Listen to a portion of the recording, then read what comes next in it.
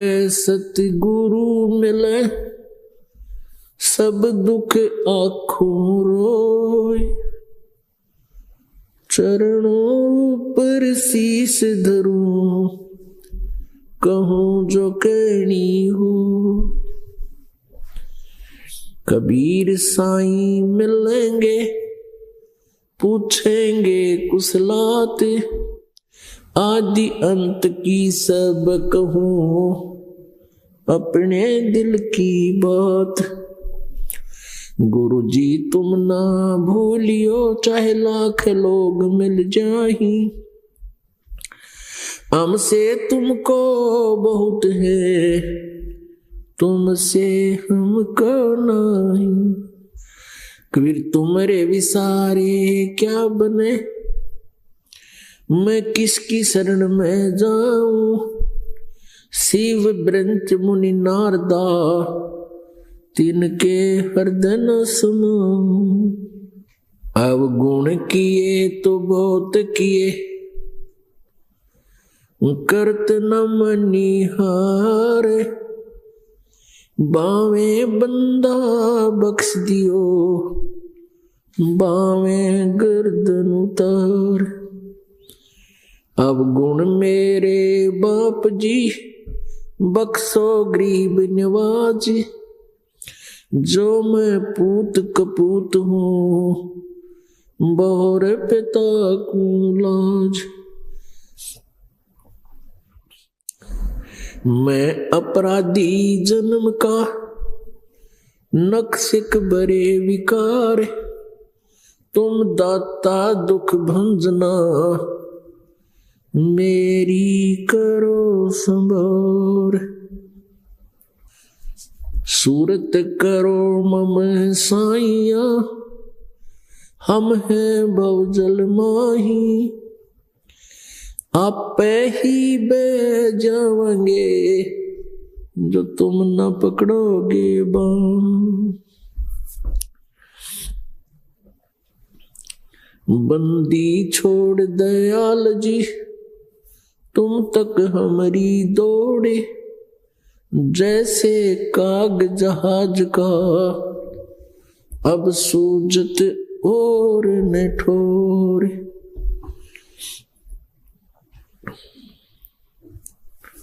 परम पिता परमात्मा पूर्ण ब्रह्म सारी सृष्टि के रचनहार, कुल के स्वामी कुल के मालिक कबीर देव कबीर परमेश्वर है।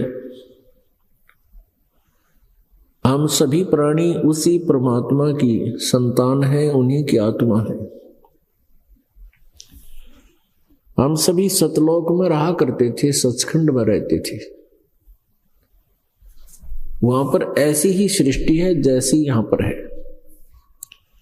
लेकिन सतलोक की पृथ्वी पर वहां मृत्यु नहीं, 5 तत्वों से बना हुआ शरीर नहीं, 5 तत्वों से बने हुए ये अन्य किसी पदार्थ नहीं। वहां एक तत्व से बना हुआ शरीर है, एक ही तत्व से बने हुए सभी वहां के अमृत आहार हैं। वहां जन्म नहीं होता, मृत्यु नहीं होती, वहां वृद्ध अवस्था नहीं आती, ना कोई रोग, उस एक तत्व के शरीर में कोई रोग भी नहीं लगता।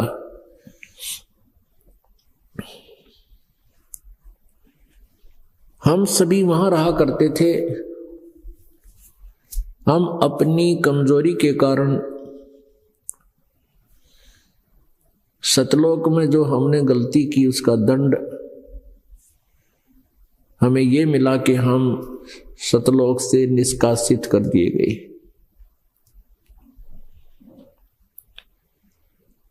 और अब हम अपने निज लोक में जाना चाहते हैं, क्योंकि हमें पता लग गया कि हम यहां एक कैद में बंद हैं। और यहाँ की जो कैद है, यहाँ की जेल है, ये 21 ब्रह्मांड इसके ब्लॉक हैं, 21 ब्रह्मांड की बनी हुई ये जेल है। हम एक जेल में, एक ब्रह्मांड में बंद हैं और उस ब्रह्मांड के भी एक टुकड़े पृथ्वी के ऊपर हम यहां कष्ट पे कष्ट उठा रहे हैं। जन्म, मृत्यु, वृद्ध अवस्था, रोग, मानसिक तनाव और भी बहुत प्रकार की यहां पर यातनाएं हमें प्राप्त हैं। परमात्मा ने आकर के हमें बताया कि तुम यहां के रहने वाले नहीं हो, तुम सतलोक में रहा करते थे। सतलोक कैसा है? अभी तक बहुत से पंथ जो सचखंड सतलोक की महिमा सुनाते और गाते हैं और वो कहते हैं कि सतलोक के अंदर केवल प्रकाश ही प्रकाश है,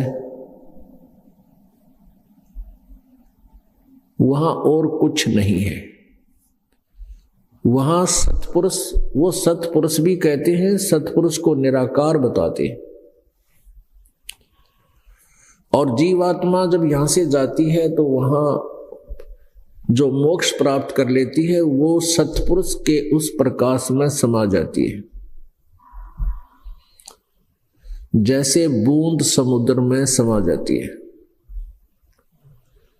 तो पुण्यात्माओं, ये सिद्धांत जो उन्होंने बताया ये बिल्कुल गलत है। एक तरफ तो कहते हैं सतपुरुष का वहां प्रकाश ही प्रकाश है और उस परमात्मा के नूर में ये आत्माएं समा जाती है। अब परमात्मा के बिना प्रकाश कैसा हुआ? सूर्य के बिना प्रकाश किसका होगा? ये विचारणीय विषय होता है। कोई ये कहे कि सूर्य निराकार है और उसके प्रकाश में प्राणी रहते हैं, तो ये भी गलत सिद्धांत है कि प्रकाश सूर्य के बिना हुआ कैसे? सूर्य बिना प्रकाश कैसा? सूर्य को निराकार बतावे तो आदमी ब्लाइंड हो सकता है और बुद्धिहीन ही कहेगा ये इस तरह की व्याख्या। तो ऐसे इन पंथों की व्यवस्था है, इनका ज्ञान बिल्कुल गलत है, शास्त्र के विरुद्ध है, यथार्थता के विरुद्ध है। क्योंकि परमेश्वर ने स्वयं आकर बताया है कि सतलोक के अंदर पूरी सृष्टि है। वहां परमात्मा ने सबसे पहले अपने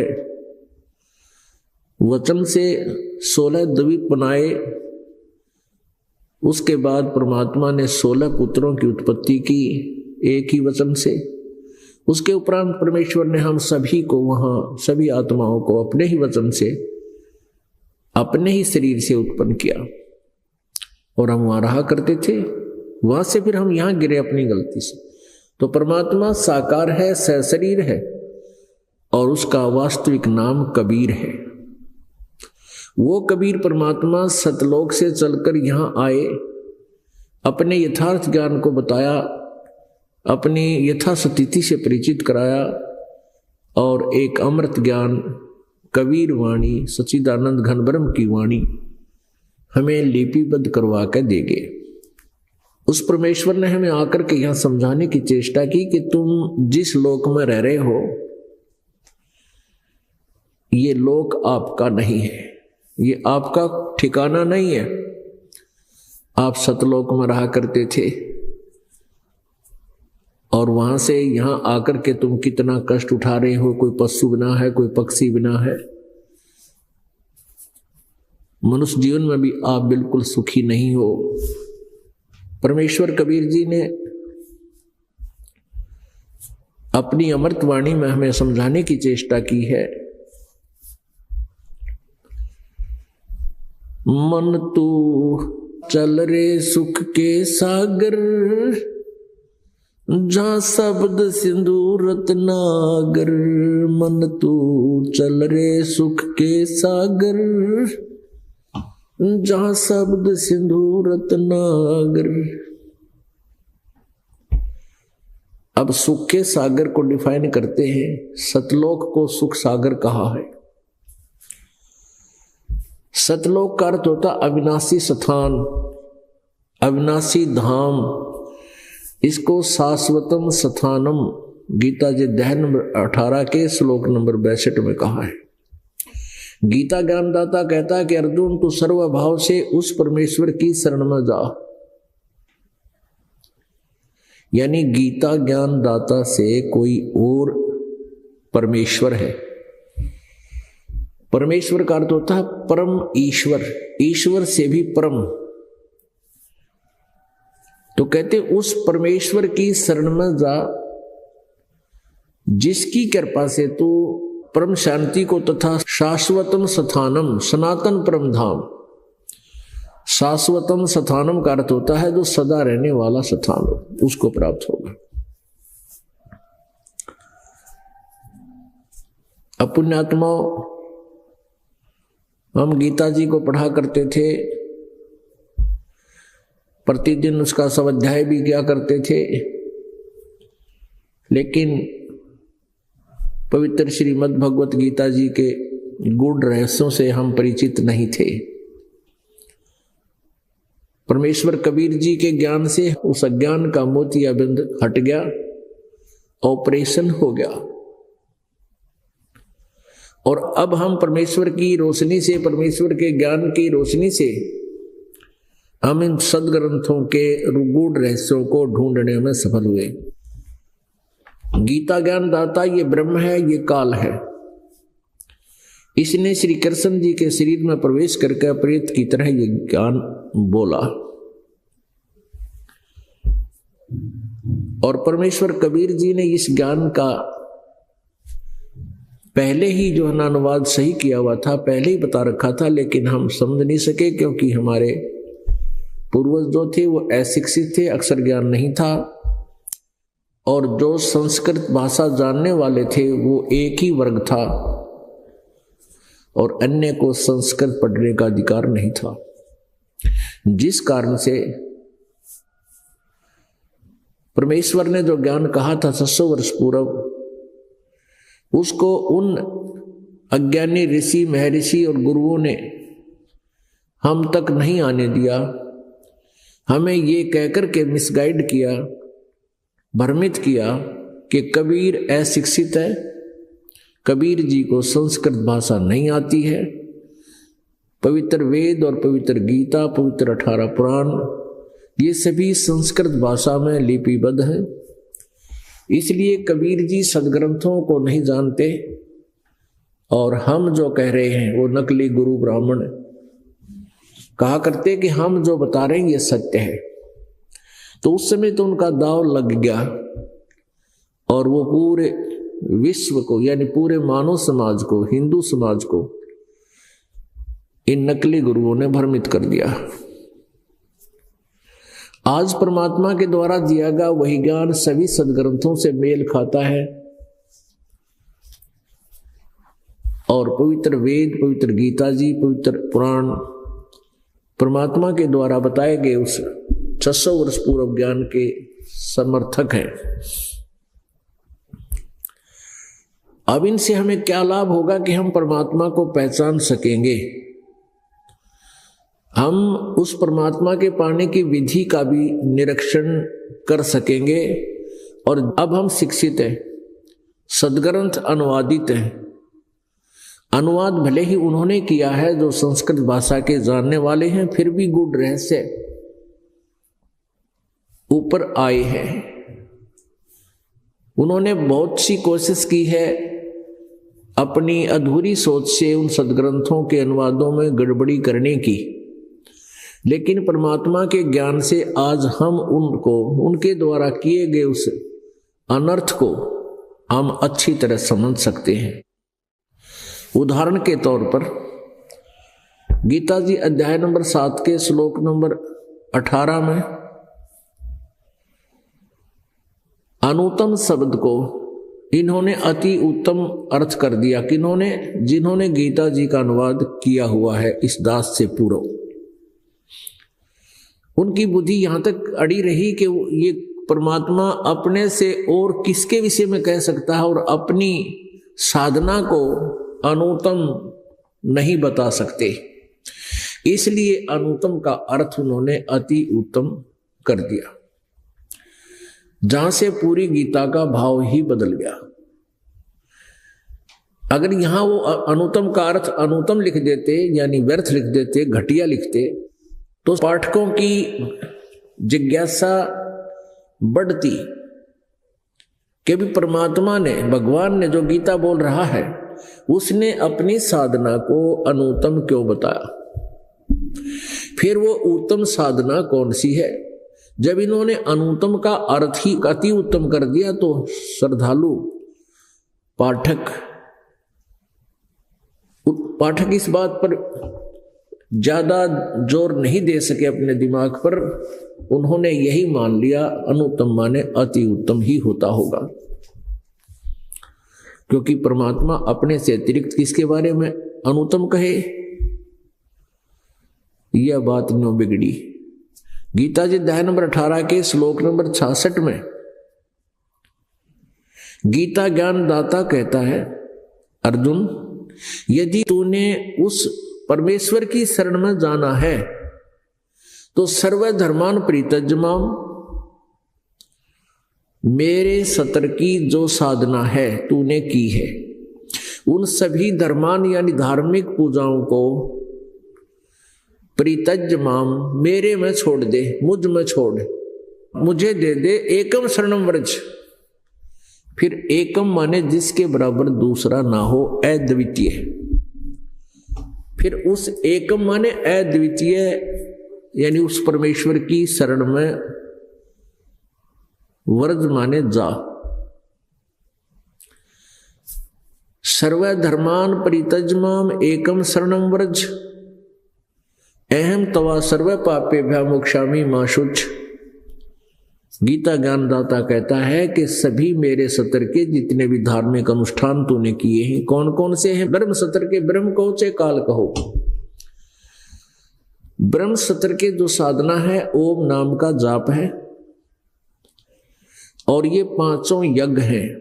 एक यज्ञ है धर्म की, दूसरी यज्ञ है ध्यान, तीसरी यज्ञ हवन की, चौथी यज्ञ प्रणाम, और पांचवी यज्ञ है ज्ञान। इन पांचों यज्ञों का जो अनुष्ठान है और साथ में ओम नाम का जाप है, ये ब्रह्म तक की पूजाएं हैं, धार्मिक साधनाएं हैं। तो गीता ज्ञानदाता कहता है कि ये जो, जैसे हम 3 नाम का जाप जपते हैं, गीता जी अध्याय नंबर 17 के श्लोक नंबर 23 में कहा कि ओम तत्सत इति निर्देश है ब्रह्मण त्रिविध समर्थ है। ब्रह्मण माने सच्चिदानंद घन ब्रह्म यानी परम अक्षर ब्रह्म का ओम तत्सत, ये 3 मंत्र का, इस 3 नाम के जाप का निर्देश कहा है। 3 प्रकार से इसकी विधि, 3 प्रकार से इसका जाप है, 3 प्रकार से इसकी साधना की विधि है, और ये है उस परमात्मा के पाने का अनुष्ठान जप।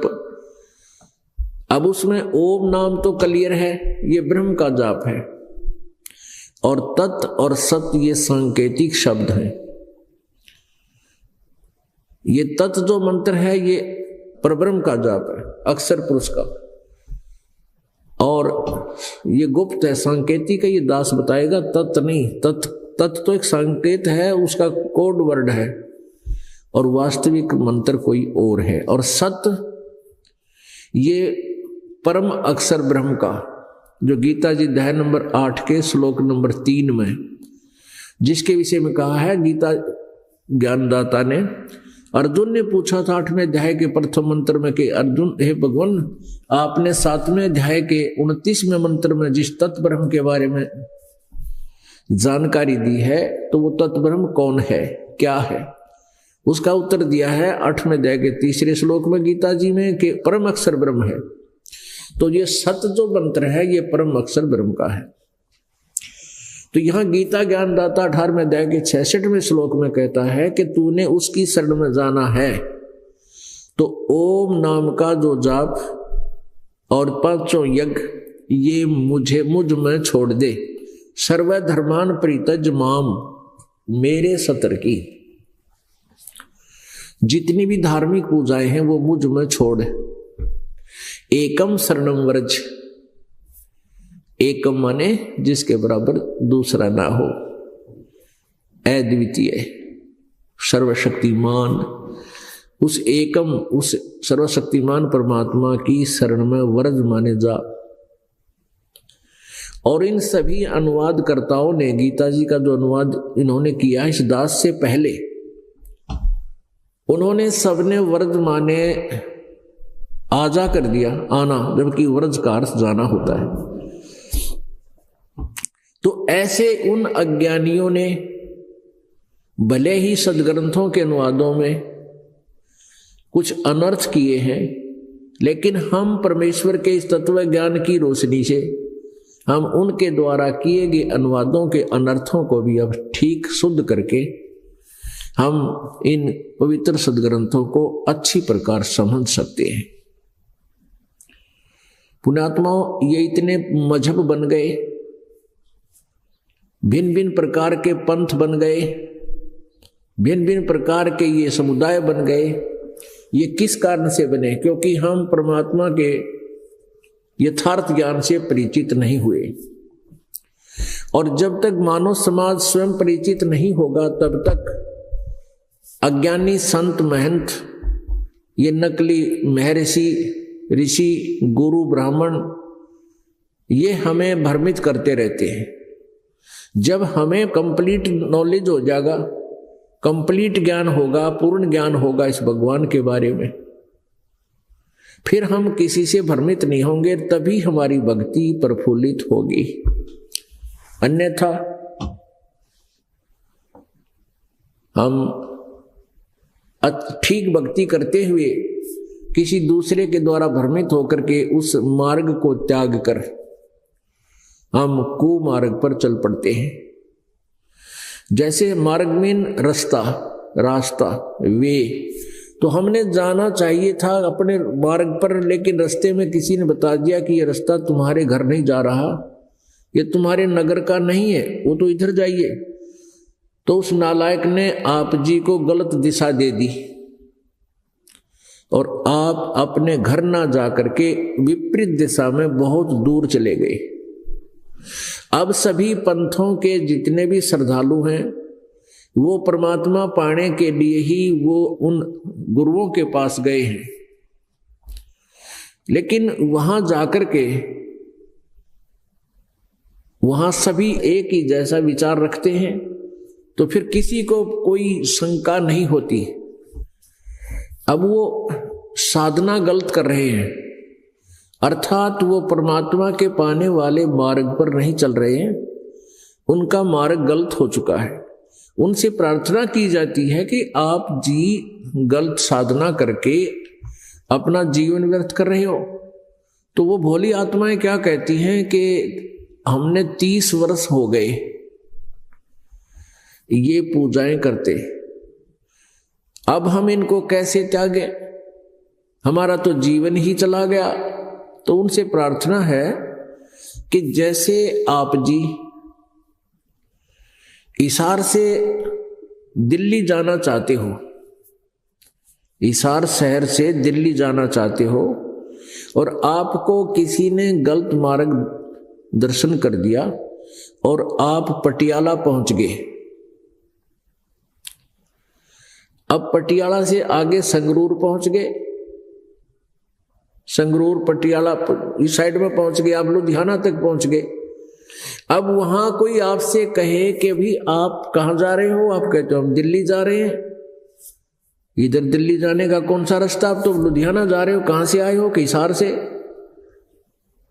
अब उनसे कोई कहे कि दिल्ली तो बैक जाना पड़ेगा आपको, बहुत गलत आगे, बहुत दूर आगे। अब वो व्यक्ति ये कहे कि हम इतनी सफर करके आए हैं 200 किलोमीटर, अब इसको कैसे छोड़ दें, हम वापस कैसे जाएं, क्यों जाएं, हमने तो बहुत सफर कर लिया। वो सफर ही गलत कर लिया, उसको से तो वापस होना ही पड़ेगा, तभी आप दिल्ली पहुंच पाओगे। ठीक इसी प्रकार जो श्रद्धालु जो साधना कर रहा है, चाहे वो 10 वर्ष से कर रहा है, चाहे 20 वर्ष से कर रहा है, चाहे 25-30 से कर रहा है, यदि वो शास्त्र विरुद्ध साधना है, अपने घर जाने का रास्ता है ही नहीं, उसको त्यागना ही श्रेयकर है और उसको त्याग कर वापस ही आना पड़ेगा, अन्यथा दूरी बढ़ती चली जाएगी। फिर समस्या आती है कि गुरु को बदलना नहीं चाहिए, गुरु एक ही होता है जीवन में। नहीं, ये भी धारणा ठीक नहीं है, ये भी अज्ञानी लोगों ने बना रखी है। गुरु का अर्थ होता है मार्गदर्शक। दूसरा समझिए कि हम जन्म मरण के दीर्घ रोग से ग्रस्त हैं और गुरु एक वैद्य होता है, और जिन गुरुओं के पास, जिन वैद्यों के पास तुम ट्रीटमेंट आप जी करा रहे हो, उन्होंने जो आपको विधि बताई है भक्ति की, अर्थात जो आपको ट्रीटमेंट दिया है वो गलत है, तो उस डॉक्टर को त्याग देना उचित है। इसी प्रकार गुरु को त्यागना, जो जिनके पास मोक्ष मार्ग नहीं है, उस गुरु को तुरंत त्याग देना चाहिए, चाहे आप वहां 20 वर्ष से हो चाहे 40 वर्ष से हो, क्योंकि शेष गया जीवन तो आपका सुधर जाएगा, शेष बचे हुए श्वास तो आपके भगवान के लेख आएंगे। पुण्यात्माओं, पूरी पृथ्वी पर वर्तमान में किसी के पास भी यथार्थ ज्ञान नहीं है, और कुछ एक कबीर परमेश्वर जी की वाणी को पढ़कर सतलोक आदि सचखंड की थोड़ी बहुत महिमा गाते हैं, तो उनके पास साधना ठीक नहीं है, उनकी वे ऑफ वर्शिप ठीक नहीं है, उनका ट्रीटमेंट ठीक नहीं है, तो उसको त्याग देना चाहिए। वर्तमान में इस दास के अतिरिक्त 21 ब्रह्मांड में कोई भी इस तत्व ज्ञान से परिचित नहीं है, और उसको ये यथार्थ मंत्र देने का अधिकार नहीं है जो दास को है। तो समझदार को संकेत बहुत होता है, इतना ही काफी होता समझने के लिए। परमेश्वर कबीर जी हमें आकर बताया करते थे, समझाया करते थे कि तुम गलत स्थान पर आ गए हो, आप सतलोक के रहने वाले हो, आपकी वहां जन्म मृत्यु नहीं होती थी। पुण्यात्माओं, हम यहां कितने दुखी हैं, कितना ही कष्ट हो जाए शरीर में किसी रोग के कारण, या कितनी ही टेंशन बनी हो, कितना ही वृद्ध व्यक्ति हो, और चाहे एक व्यक्ति ऐसा मिला जिसके 4 पुत्र थे, चारों की मृत्यु होगी, कोई आगे संतान उनको नहीं थी, तो ऐसे सभी व्यक्ति कोई भी मृत्यु नहीं चाहता। अब जैसे एक वृद्ध व्यक्ति है, चला जाता ना बैठा जाता, आंखों से दिखाई नहीं देता, एक को कोड लगा है, किसी की दोनों टांग कटी है, किसी के दोनों हाथ भी कटे हैं। तो पुण्यात्माओं, कितना ही वृद्ध हो जा, कितना ही पीड़ित है रोग से, सभी जीवन चाहते हैं, हमारा जीवन बना रहे। और यहां जीवन ना तो किसी का रहा है और ना ही किसी का रहेगा, और फिर भी हम मरना नहीं चाहते, हम सहर्ष मौत स्वीकार नहीं करते। कारण क्या है कि हमें ये मरना गंवारा नहीं है, अच्छा नहीं लगता, क्योंकि हम ऐसे लोग से आए हैं जहां मृत्यु नहीं होती थी।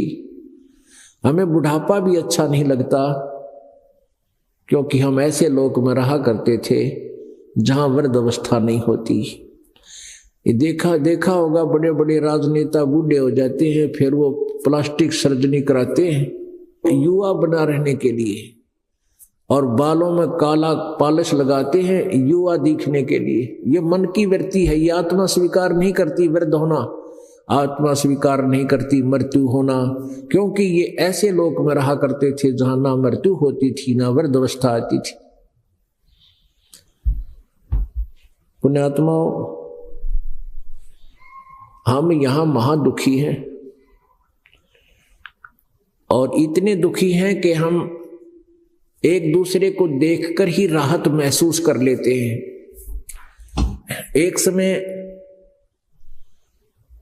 एक व्यक्ति के 3 लड़के थे, उनमें से 2 की मृत्यु होगी और उनके वहां सांत्वना व्यक्त करने आए हुए व्यक्तियों में से एक व्यक्ति ऐसा था जिसका एक ही पुत्र था, वही मृत्यु को प्राप्त हो चुका था पहले।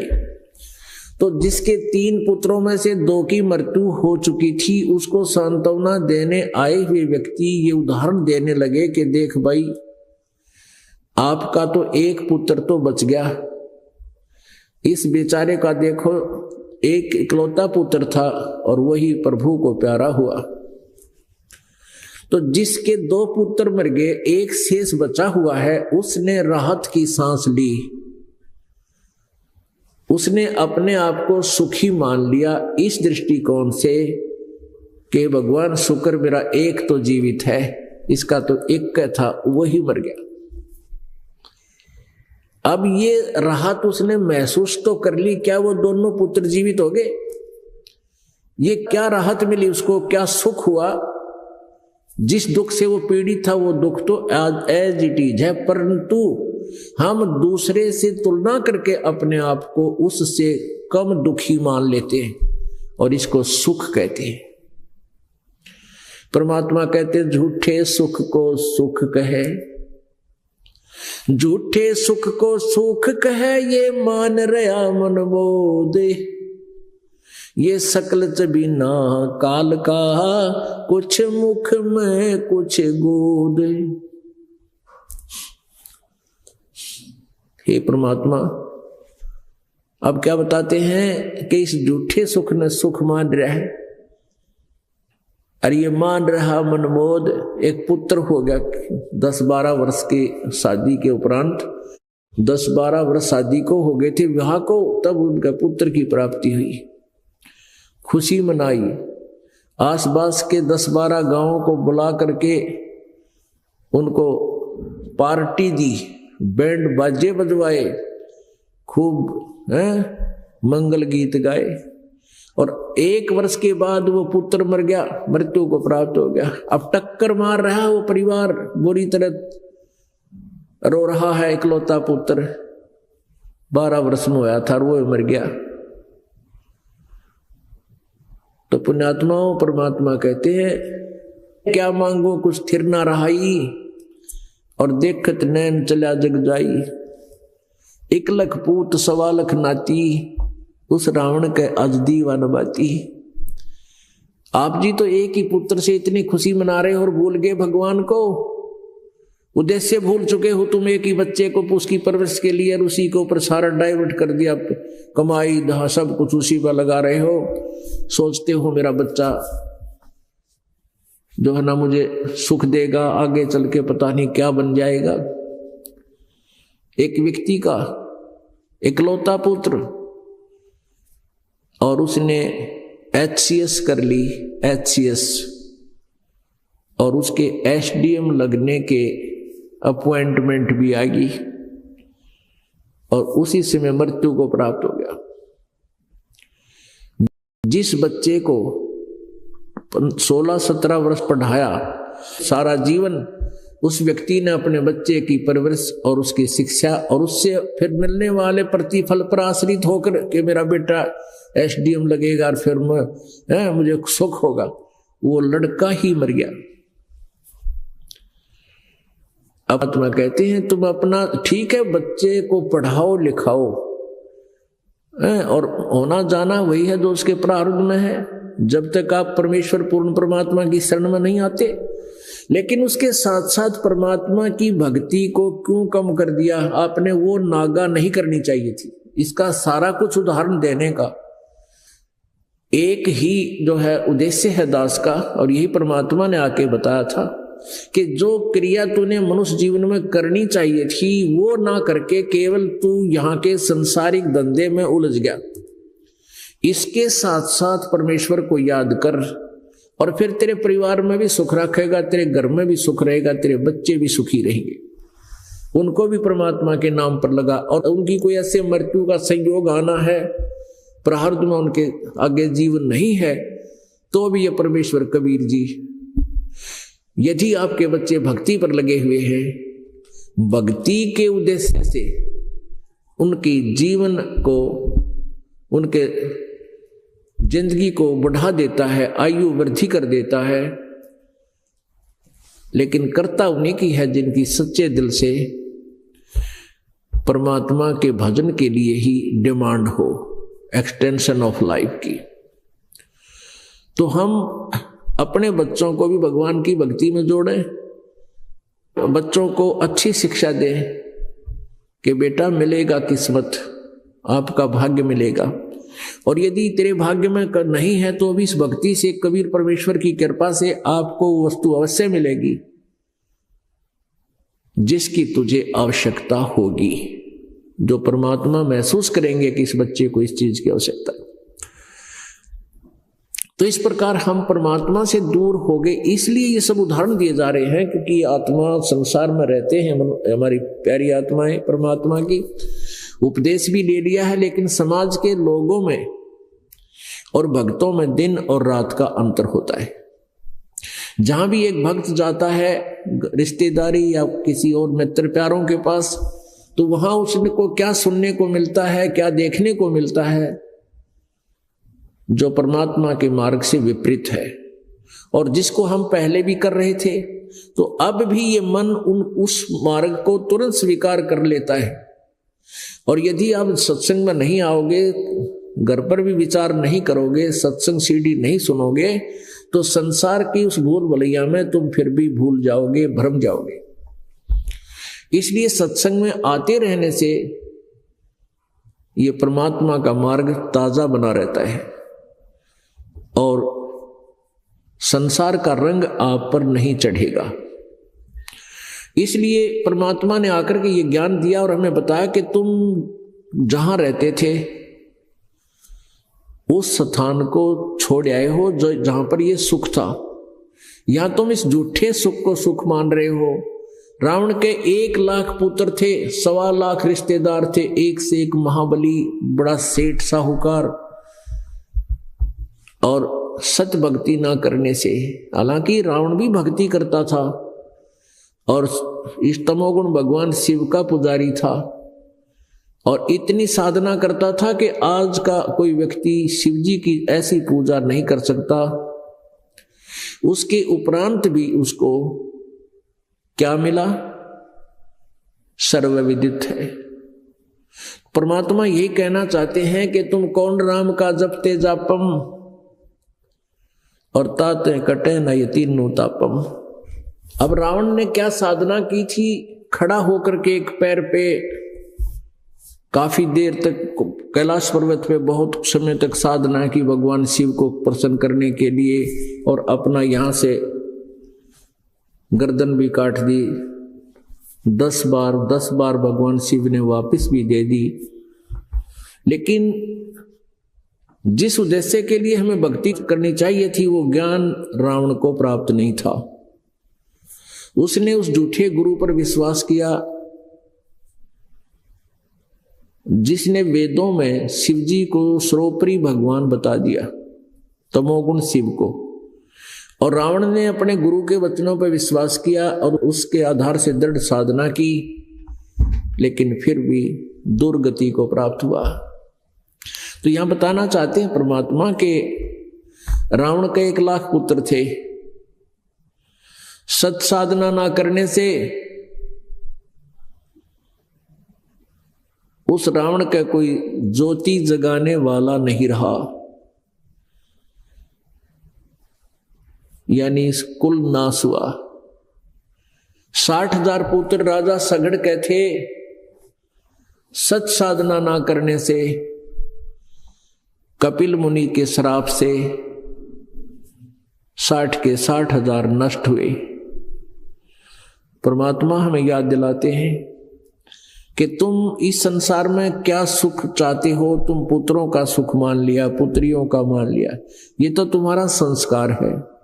एक लेवा एक देवा दूतम, कोई किसी का पिता नहीं पूतम, ऋण संबंध जुड़े एक ठाठा, अंश में सब 12 बाटा। इन सब उदाहरणों को देकर के परमात्मा हमें ये याद दिलाना चाहते हैं, मन तू चल रे सुख के सागर, जहां शब्द सिंधु रत्नागर। मन तू चल रे सुख के सागर, जहां शब्द सिंधु रत्नागर। मन तू बस रे सुख के सागर, बस माने वहां निवास कर। कहां सुख के सागर? कौन सा सुख सागर? सतलोक, अमरलोक, जहां से हम आए हुए हैं। और वहां जाने के बाद ना तेरी मृत्यु होगी, ना वृद्धावस्था आवेगी, ना कोई रोग तुझे सतावेगा। वो सुख सागर कैसा है, इसका एक उदाहरण देते हैं, इसको डिफाइन करना है। शंखों लहर मेहर की उपजे, कहर नहीं जा कोई। दास गरीब अचल अविनाशी, सुख का सागर सोई। शंखों लहर मेहर की उपजे। पुणात्मा एक आध बार, कभी कभी महीने 20 दिन में अपने आप जब एकांत में बैठे हो, ऐसी अंदर से हिलोर उठती है जैसे पूरा विश्व अपना सा लगता है, कोई शत्रु भी शत्रु महसूस नहीं होता।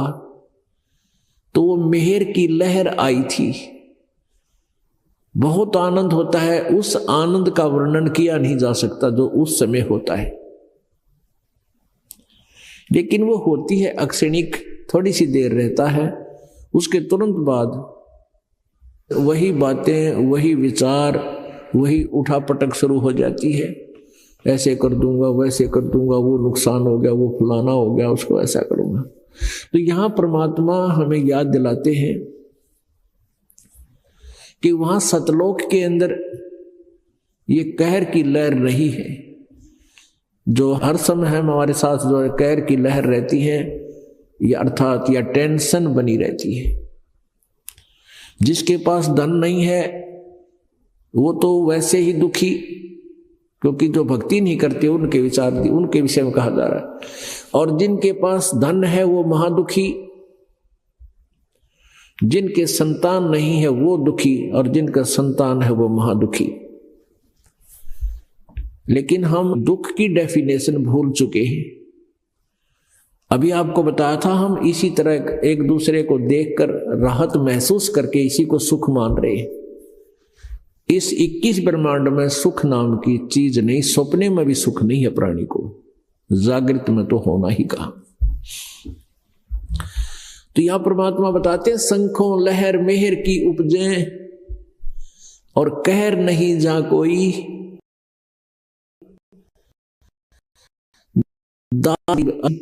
सुख का सागर सोई।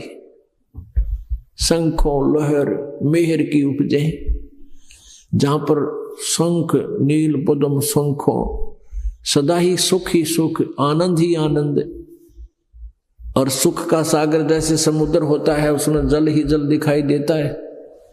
जब समुद्री जहाज 100-200 किलोमीटर चला जाता है, उसको आसपास कुछ भी, वहां उसमें यात्रियों को कुछ भी दिखाई नहीं देता, नजर जाती है, जल ही जल दिखाई देता है। ऐसे ही सतलोक के अंदर दुख नाम कहीं ढूंढने से भी नहीं है, देखने को भी नहीं है। ऐसे वो सुख सागर है। वहां जाने के लिए क्या कहा है परमात्मा ने, वहां चलने के लिए क्यों कहा है, उसकी एक झलक बताई है। कोटि जन्म तन भर मत होगे, कुछ ना हाथ लगा रे। कुकर सुकर खरबया बोरे, कौआ हंस बुगारे। कोटि जन्म तू राजा की न्या, मिटी न मन की आशा। भिक्षुक हो के दर दर घूम लिया, मिला न निर्गुण रासा।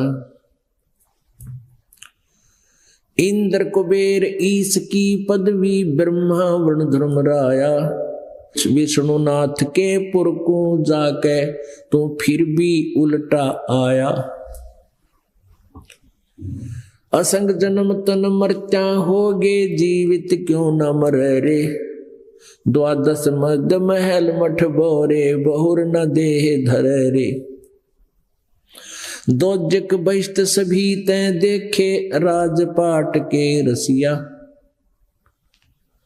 तीन लोक से तरपत नाही ये मन भोगी खसिया। सतगुरु मिले तो इच्छा मिटे पद मिल पदे समान। चल हंसा उस लोक पठाऊं जो आदि अमर अस्थान। चार मुक्ति जहां चंपी करती माया होरी दासी। दास गरीब अभय पद पर से वो मिले राम अविनाशी। पुण्यात्माओं, ये एक ऐसी वाणी है परमात्मा की महिमा की। यदि आप जी इसको गायत्री मंत्र की तरह, जैसे हमने पहले यजुर्वेद अध्याय नंबर 36 के मंत्र नंबर 3 को गायत्री मंत्र मान कर उसका रोज पाठ करा करते, बार बार पढ़ा करते, अर्थ का पता नहीं था ये क्या है इसका अर्थ। और इन अनाड़ियों ने, अज्ञानी ऋषि में ऋषियों ने इस परमात्मा के वचन के आगे ओम अक्षर और जोड़ दिया। वो नहीं लगाना चाहिए था, ओम अक्षर इसके साथ नहीं लगना चाहिए, क्योंकि ये भूर्भुवः स्वः तत् सवितुर्वरेण्यं भर्गो देवस्य धीमहि धियो यो न प्रचोदयात्। ये जो मंत्र है ये पूर्ण परमात्मा की महिमा का है, परमेश्वर परम अक्षर ब्रह्म की। और ओम मंत्र है ये ब्रह्म का। ब्रह्म को समझो मुख्यमंत्री उदाहरणार्थ, और परम अक्षर ब्रह्म को समझो प्रधानमंत्री। अब प्रधानमंत्री की महिमा करते हुए उनको मुख्यमंत्री कहें तो प्रधानमंत्री आपसे खुश नहीं होगा, आपसे नाराज होगा, और भी ये कहेंगे कि ये मूर्ख बुद्धू है, इसको ये ही नहीं पता कि तू प्रधानमंत्री को मुख्यमंत्री बोल रहा है। यानी इस यजुर्वेद अध्याय नंबर 36 के श्लोक नंबर मंत्र नंबर 3 के साथ ओम नाम का उच्चारण करना प्रधानमंत्री को मुख्यमंत्री संबोधित करना मात्र है, ये नहीं करना चाहिए। तो इस गायत्री मंत्र को पहले पढ़ा करते थे।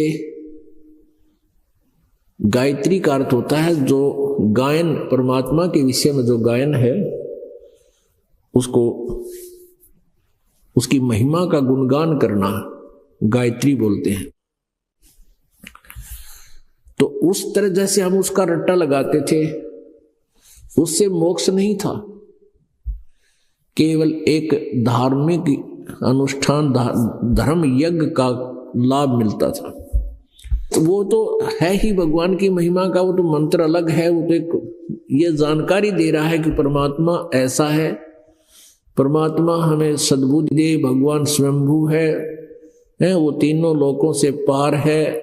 इसका ऐसा विवरण है, ऐसा उसका अनुवाद है। वो परमात्मा जिसका गायत्री मंत्र, जिसको वेदों में वर्णन है, वो मिला कैसे वो परमात्मा? तो हम जैसे वो गायत्री मंत्र रट्या करते थे,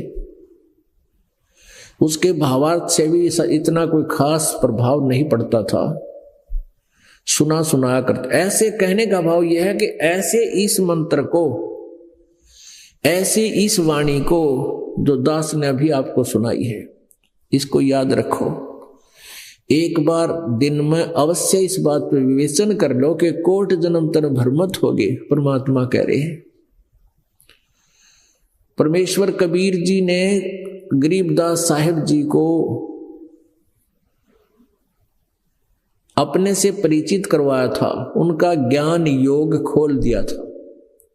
उसके पश्चात आदरणीय गरीबदास साहिब जी ने, जो गांव छुडानी जिला झज्जर हरियाणा में जिनका जन्म हुआ था, और यहीं पर छुडानी गांव में कबीर परमेश्वर आकर उन्हें मिले थे, खेतों में, जंगल में। तो जो परमेश्वर को उन्होंने जाना, पहचाना, उनकी जो महिमा से परिचित हुए, सचखंड में देखा, उसके उपरांत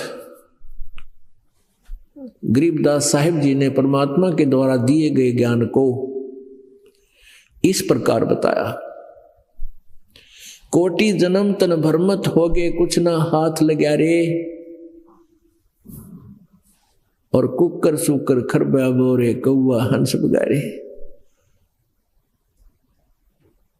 कुत्ता, गधा, सुअर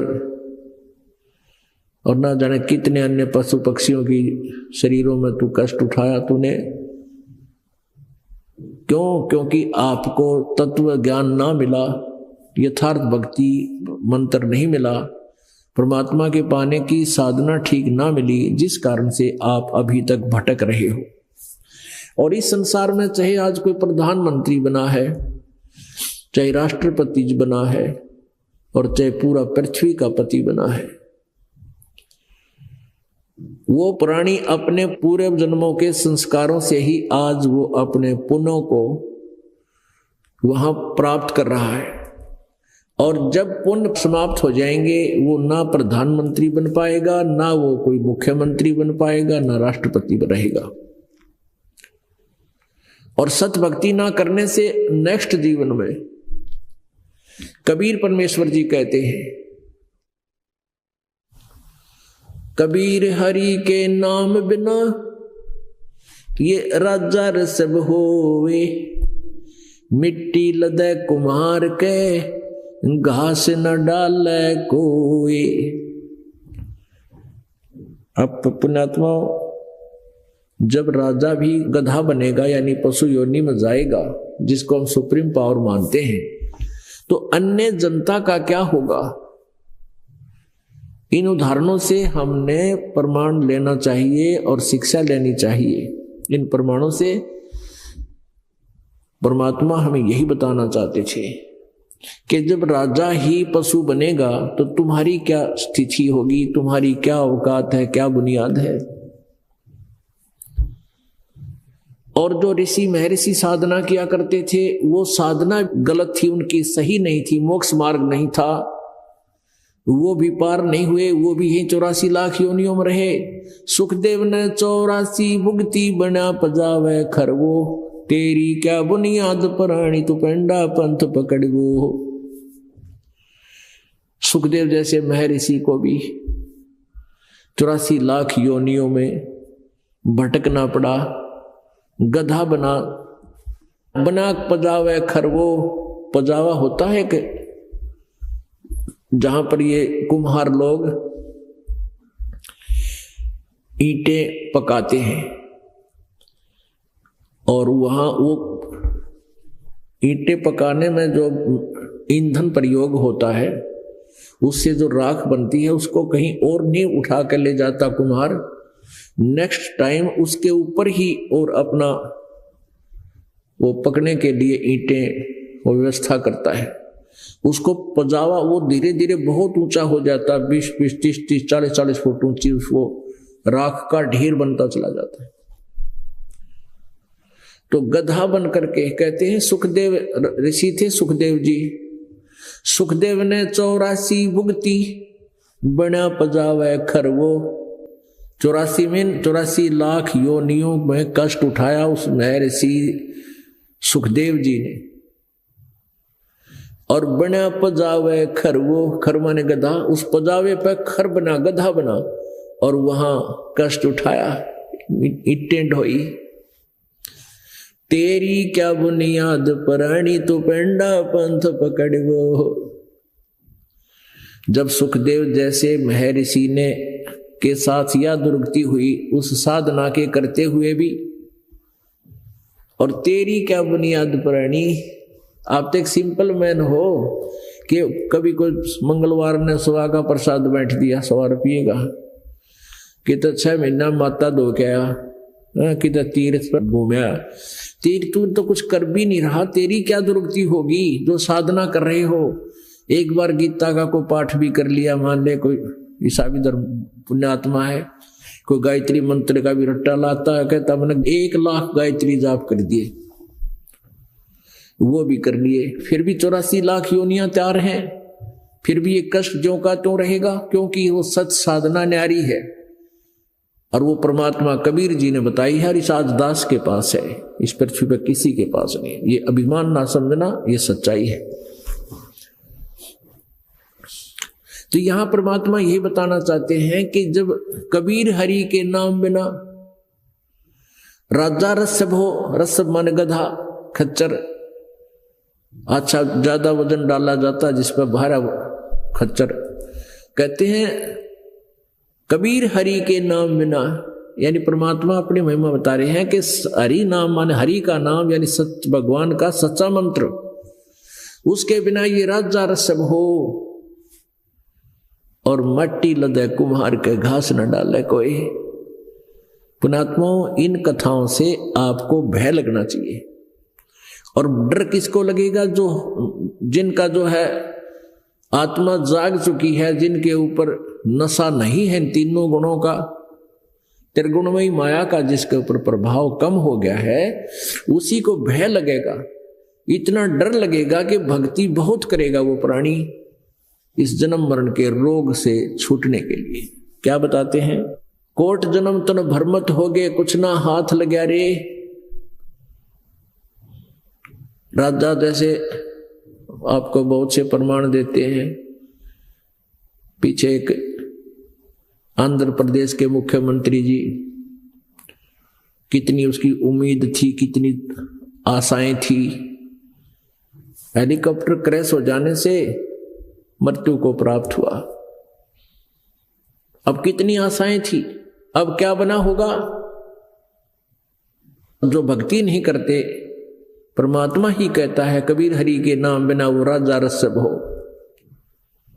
तो राजा है जो सत भक्ति नहीं करता, मृत्यु के उपरांत फिर पशु योनि में जाता है। तो यहां बताते हैं कोट जन्म तन भरमत हो गए, कुछ ना हाथ लगा रे। मान लीजिए फिर मनुष्य जीवन मिल जाता है प्राणी को, 83 लाख योनियों में भटक गए, फिर वही प्रोसीजर शुरू। संतान ना होया तो दुखी, ब्याह ना होया तो दुखी, हो गया तो महादुखी। संतान ना होया तो दुखी, हो गया तो फिर महादुखी, क्योंकि सारा जीवन उनके पालन पोषण में। और फिर ना जाने कब मृत्यु अपनी हो जाए, बीच में बालक छोटे छोटे रह जाए और माता पिता के सामने बच्चों की मृत्यु हो जाती है, हाहाकार हो जाती है। अब कहते हैं कोटि जन्म तू राजा की, न मिटी न मन की आशा। करोड़ जन्म राजा रह लिया, फिर भी यही इच्छा नहीं कर दू, इतना मृत्यु हो जाती है। और फिर 84 लाख योनियों में धक्के। कारण क्या है कि हमें परम शांत नहीं मिलते।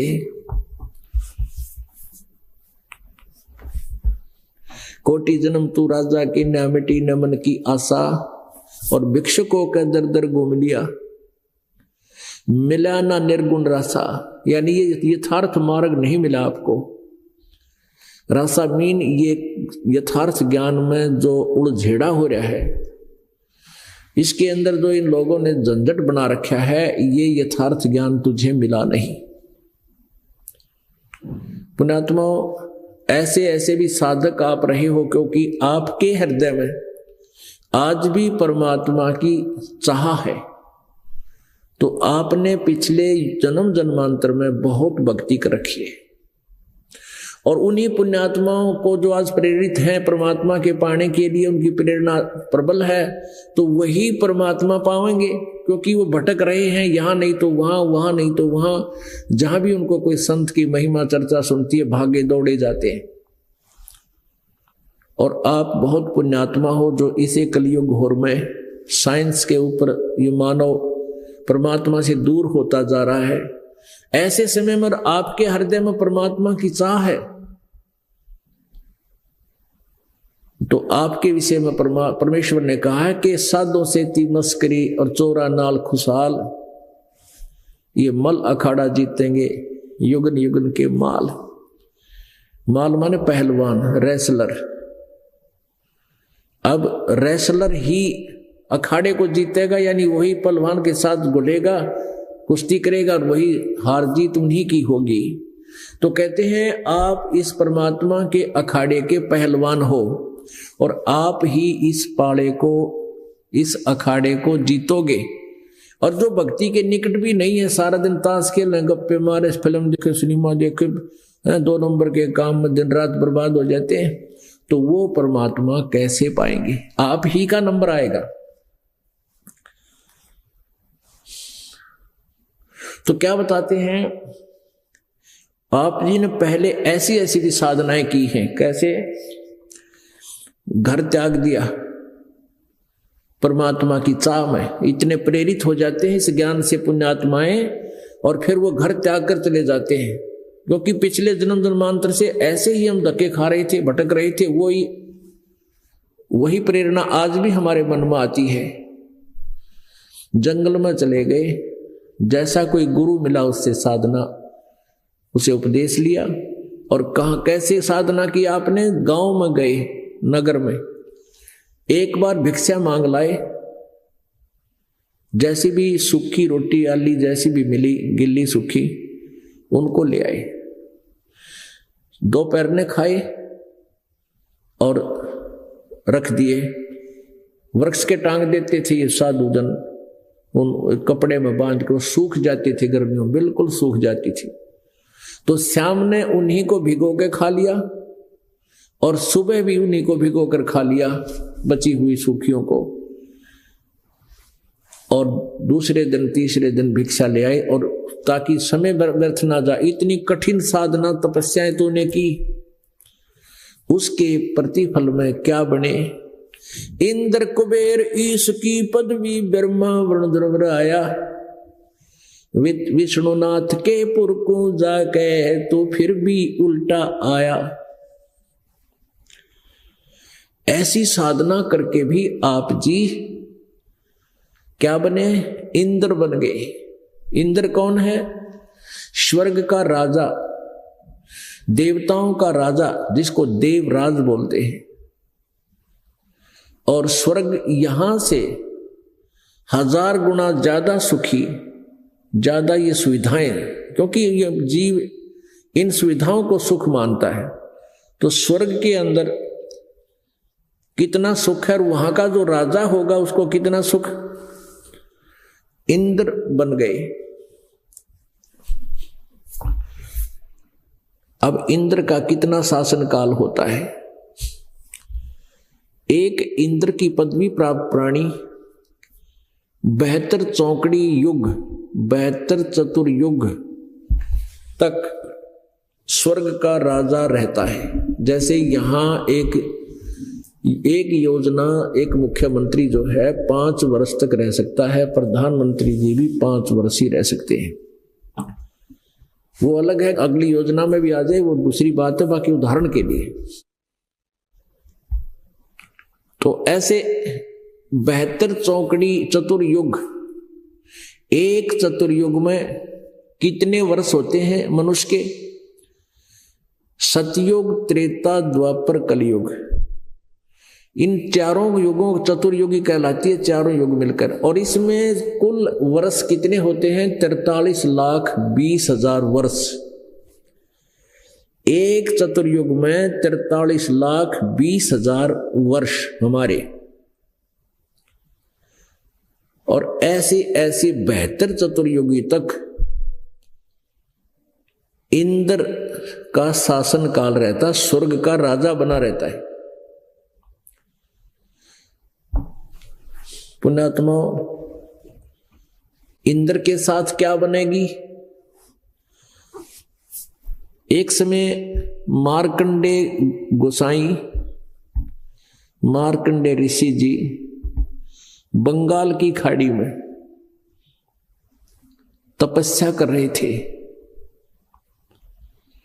पुण्यात्मा, जिसने जैसा ज्ञान है वो उसी को श्रेष्ठ मानता है।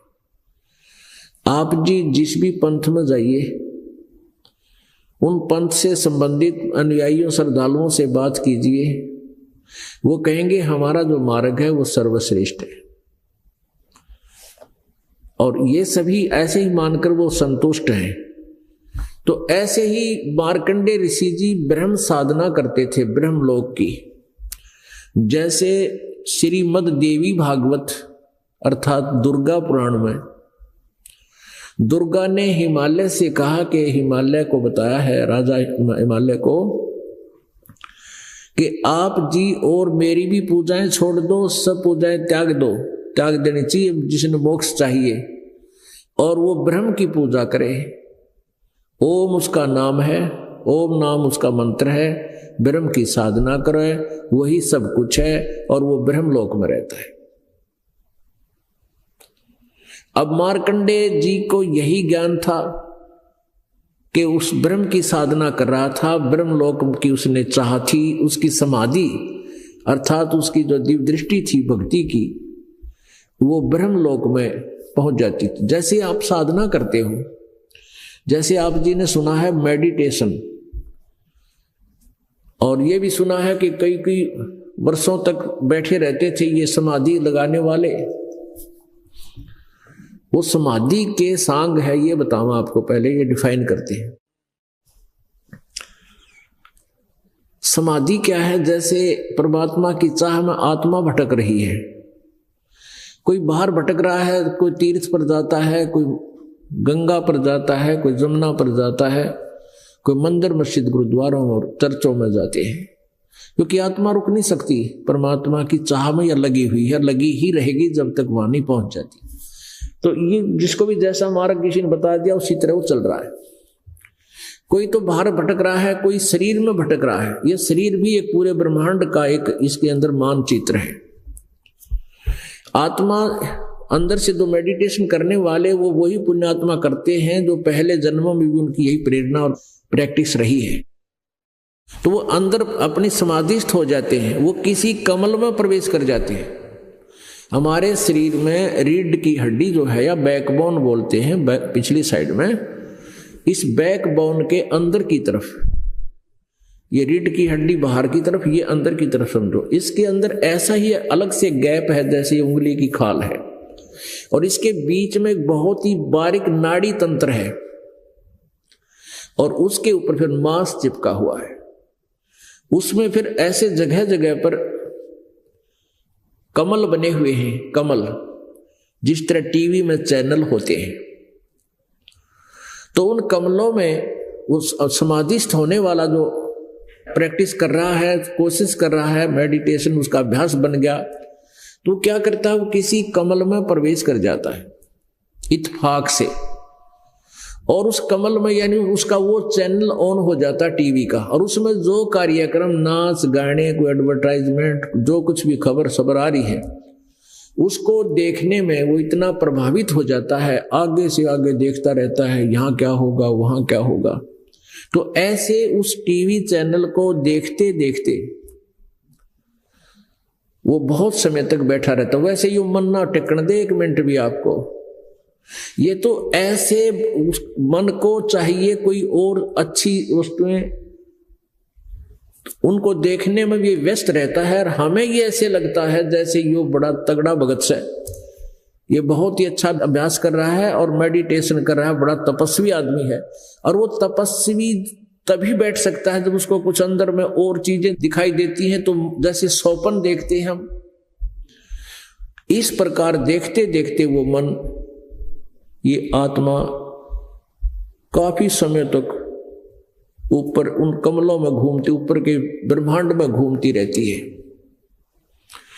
कहीं नाच हो रहे हैं, कहीं झरने बह रहे हैं, कहीं फलदार वृक्ष लगे हैं, कहीं बाग लगे हैं, यानी ब्रह्मांड के अंदर ऊपर बहुत गजब के नजारे हैं। उन नजारों को देखते देखते ये काफी समय व्यतीत कर देता है, और फिर वो उधर से उसका तप माना जाता है कि इसको तप हो गया, तप के बदले में राज्य प्राप्त होता है। कहते हैं तप से राज मदमानम, और जन्म तीसरे वो शुक्र समानम, ये प्रतिफल बता दिया। परमेश्वर कबीर जी ने क्या बताया है कि तप से राजा बनता है, और राजा के अंदर अभिमान बहुत होता है, जिसके कारण वो इतने पाप इकट्ठे कर देता है, इतने जुल्म कर देता है, और अगले जन्म में फिर कुत्ते और सूअर गधे की योनियों में जाता है।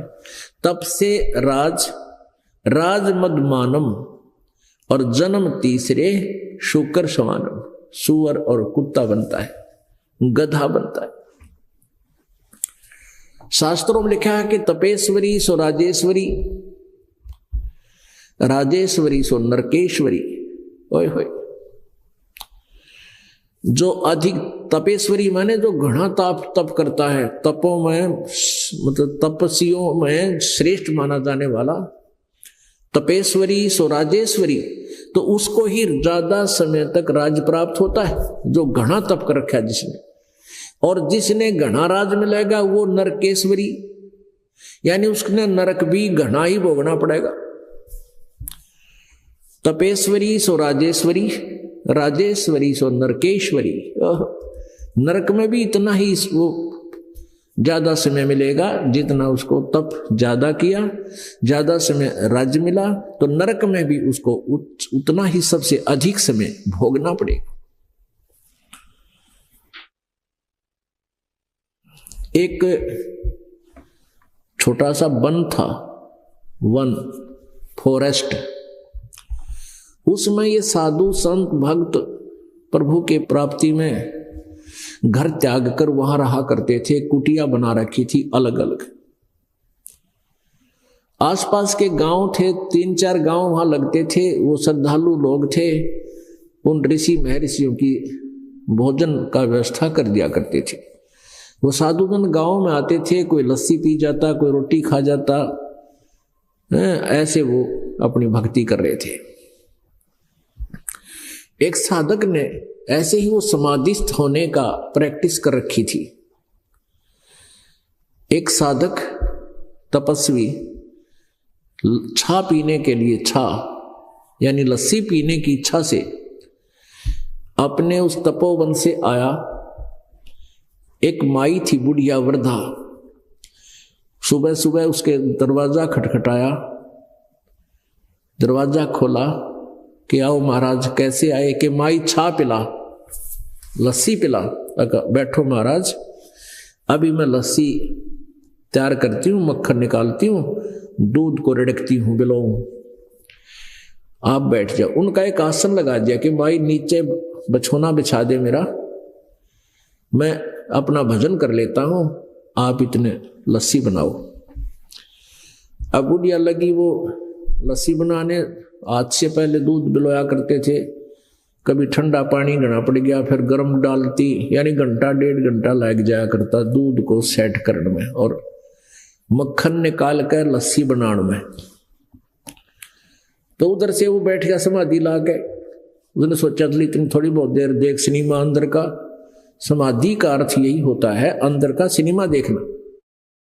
अब उसका अभ्यास हो रहा था, सेकंड में गया अंदर और पहुंच गया उसी सिनेमा हॉल में।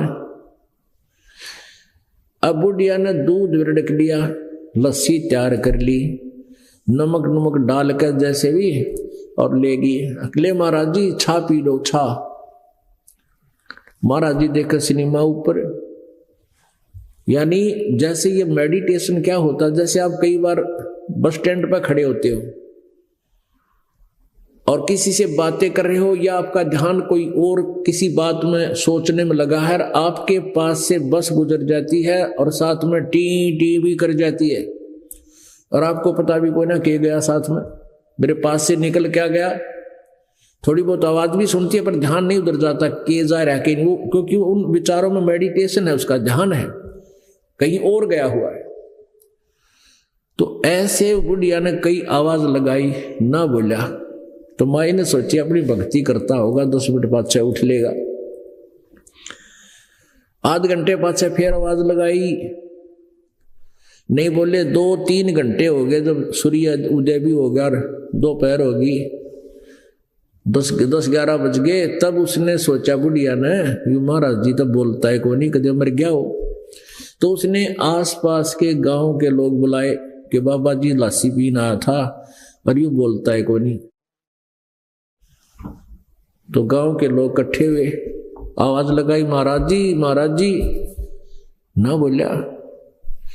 फिर वो तपोवन में गए, 2-4 व्यक्ति, उनसे कहा कि महाराज जी ऐसे ऐसे आपका संत महाराज वहां लस्सी पीने गए थे, वो माई ने सारी कहानी बताई उन्होंने। वो बोलता है कोई ना, तो उनमें 2-3 जने आए, उन्होंने भी क्रिया की, उनको छेड़ा छाड़ी की, हाथ पैर लगाए, ना उठा। तो उन्होंने कहा कि भाई इसने छेड़ो मत, इसकी समाधि लगी हुई है और इसका ध्यान बहुत दूर चला गया है, और इसको छेड़ना अपने आप ही ये वापस आएगा।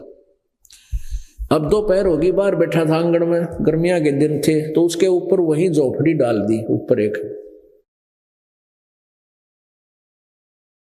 अब कहने का भाव ये है कि वो काफी वर्षों तक वहीं बैठा रहा। वह बुढ़िया मर गई, उसका आगे पाछे कोई था कोई ना, एक कच्चा सा मकान में रहा करती थी। फिर वो मकान ना संभलने कारण वो मकान गिरा और तपस्वी का गोदी में लगी ईंट, और जब उठा नो करके, और उठते नो बोला ले माई छा। बुढ़ उसकी बुआ बैठी थी, ले माई छा। अब कहते हैं तपस्या भी करे और तपस्या साधना कर रहे, उठ दे, फिर वह इच्छा मिटी ना चाह, इतनी तपस्या की, उठ मूर्खा यूं कहे ले माई छा। छाए खातिर बैठा था, परमात्मा पाने का अभ्यास कर रहा है, तो मालिक का याद आना चाहिए। उठते वह छा, फिर याद उसका, फिर के धक्के खान गया था ऊपर। अब ये है ऐसी साधना ये तपस्वी किया करते हैं, और जितनी देर वो वहां रहा बैठा, ये उसके तप में लिख देता ये काल। और फिर तप से राज मदमानम, और जन्म तीसरे शुक्र श्वान। तो अब ये सारी क्रिया समझाने के लिए ये उदाहरण देना पड़ा। तो ये व्यर्थ है, कहने का भाव ये मेडिटेशन इस टाइप के व्यर्थ है, मोक्ष मार्ग नहीं है। ये काल के जाल में ही फंसे रहने का एक सुनियोजित षड्यंत्र काल द्वारा ही बनाया गया।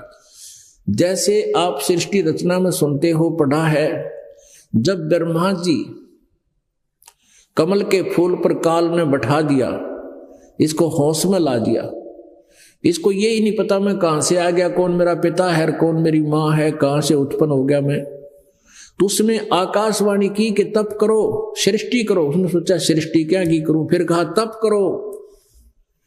अब इसने 1000 वर्ष तक तप किया। जब 1000 वर्ष तक तप किया, जब आकाशवाणी हुई कि सृष्टि करो, और फिर बाद में ब्रह्मा जी को वेद प्राप्त हुए। वेद गॉड गिवन है, कबीर गॉड गिवन, कबीर परमेश्वर द्वारा दिए गए हैं। वो ब्रह्म को दिए थे इस काल को, इसने 5वां वेद छुपा दिया, सूक्ष्म वेद, और इन 4 वेदों को समुद्र में छुपा दिया। सागर मंथन के दौरान 4 वेद ब्रह्मा जी को प्राप्त हुए। ब्रह्मा जी ने फिर वेदों को पढ़ा, उसमें ब्रह्म को ही पूर्ण परमात्मा जान लिया, अब पर डिस्कस नहीं करके, और ओम नाम के जाप को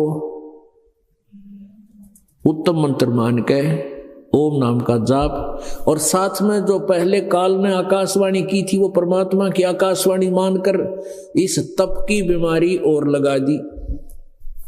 तप करने का वेदों में कहीं भी प्रमाण नहीं है, और तप करना वेद शास्त्र विरुद्ध है, ये साधना नहीं करनी चाहिए, लेकिन ये काल ने लगा दी। तो ब्रह्मा जी ने वो आकाशवाणी परमात्मा की मानकर वो तप भी अपनी साधना में समा लिया। तप से सिद्धियां भी आ जाती हैं, और सिद्धियों से फिर ये बैटरी चार्ज हो जाती है। जैसे विष्णु जी के देवी पुराण में प्रथम स्कंद में 28-29 पृष्ठ पे ब्रह्मा जी ने देखा कि विष्णु जी तपस्या कर रहे हैं। फिर उनके उठने पर पूछा कि हे विष्णु जी, आप किसकी तपस्या करते हो, आप तो भगवान हो, देवेश्वर हो।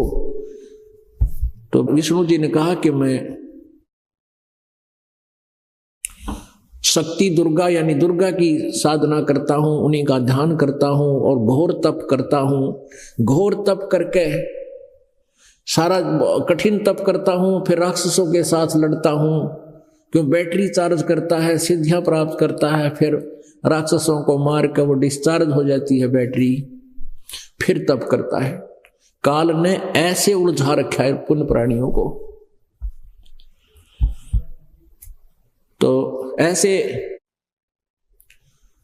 इस मेडिटेशन से ये नहीं करनी चाहिए हमने जो ये साधक किया करते हैं।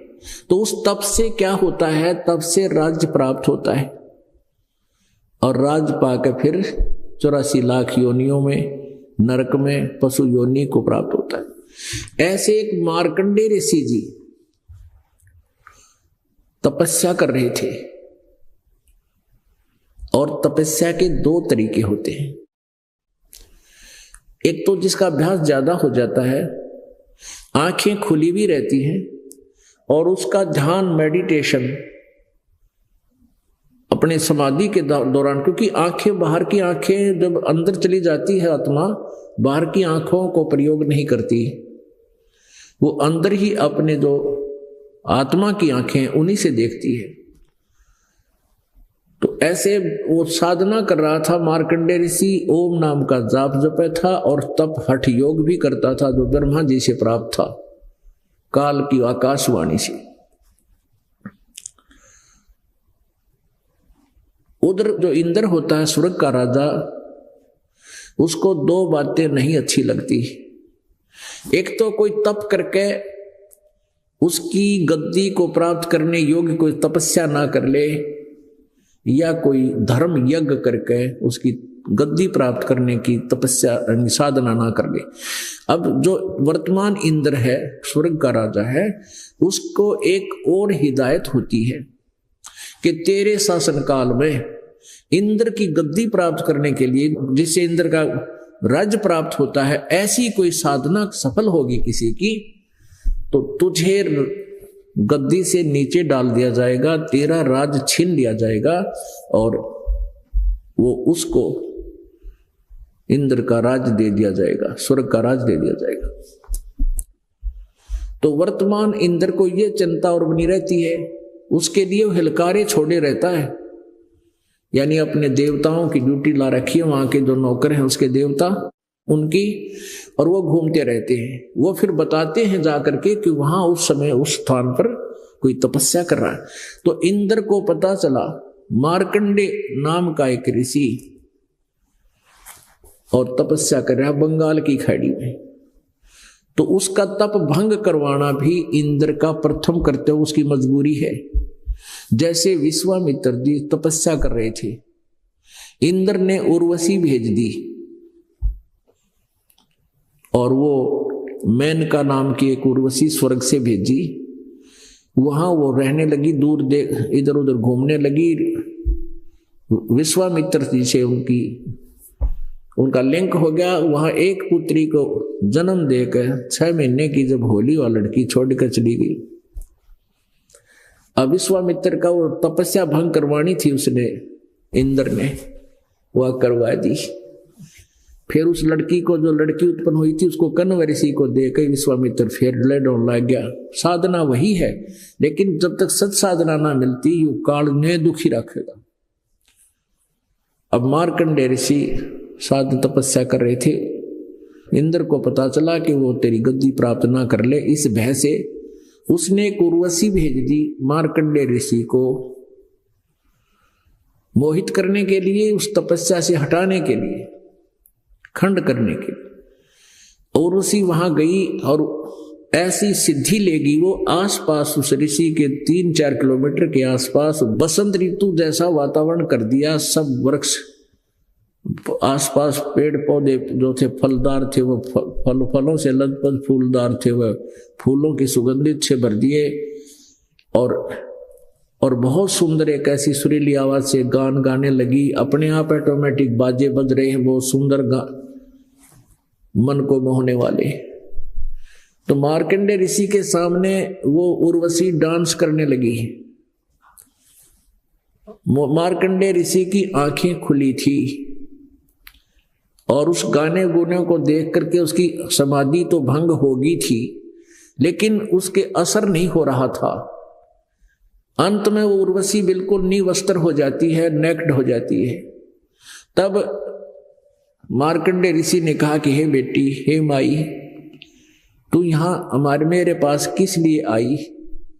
वस्त्र पहनते हुए उर्वशी ने कहा कि हे मार्कंडेय गोसाई, ना जाने तुम्हारी ये समाधि कहाँ रहती है।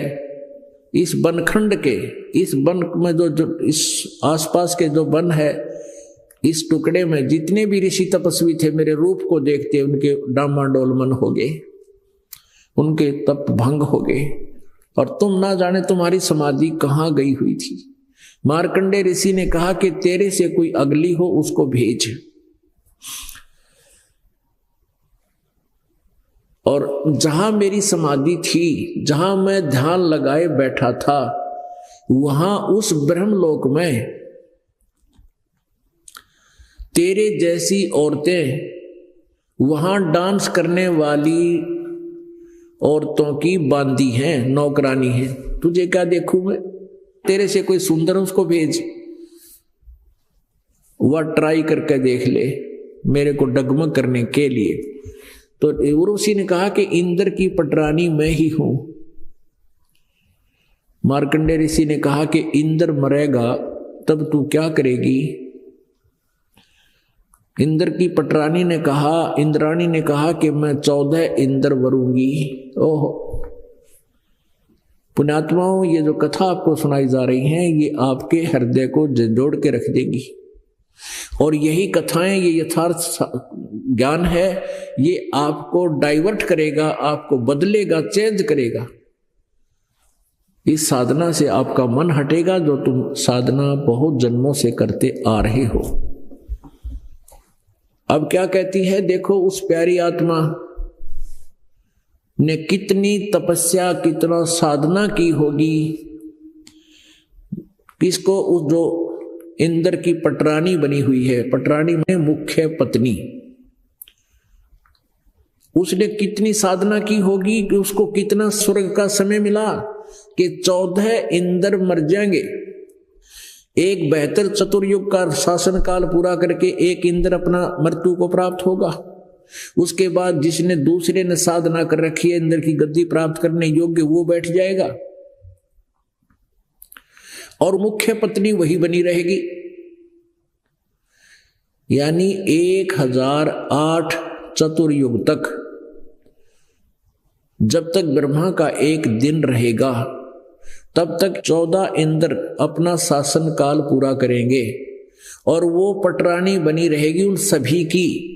वो मुख्य पत्नी वही रहेगी, यानी वो भी रानी है वहां की, और रानी का उसका सुख समय, वहां का स्वर्ग समय इतना लंबा है। इंद्र मरते रहेंगे, वो रहेगी फिर मरेगी। तो उसने कहा, मार्कंडेय ऋषि ने कहा कि तू 14 इंद्र वरेगी।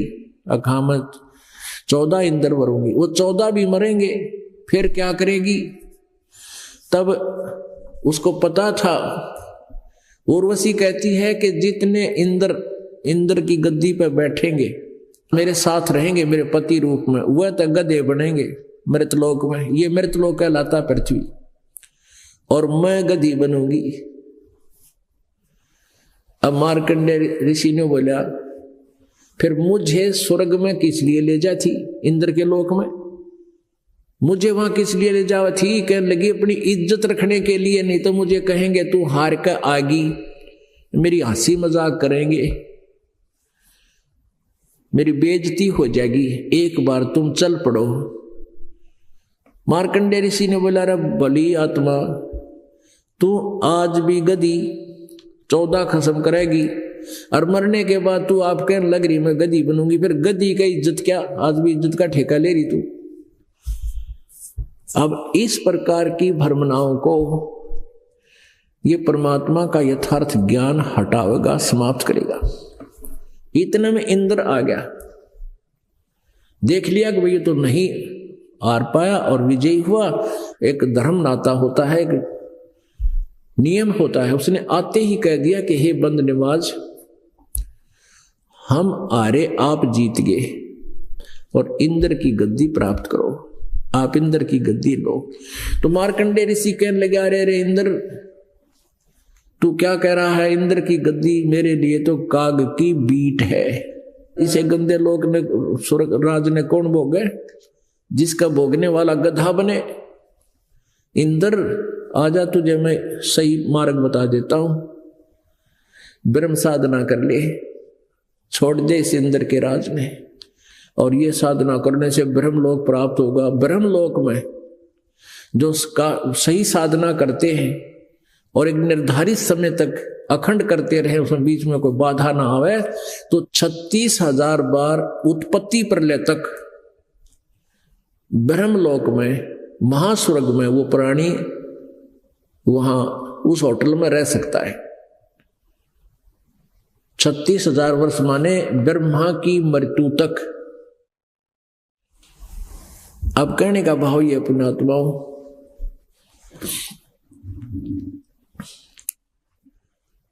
अब एती उम्र बुलंद मरेगा अंतरे, यानी ब्रह्मलोक में गए हुए प्राणी फिर भी जन्म मृत्यु में आते हैं। गीता जी अध्याय नंबर 8 के श्लोक नंबर 16 में कहा है कि ब्रह्मलोक पर्यंत ये सभी लोक पुनरावर्ती में है।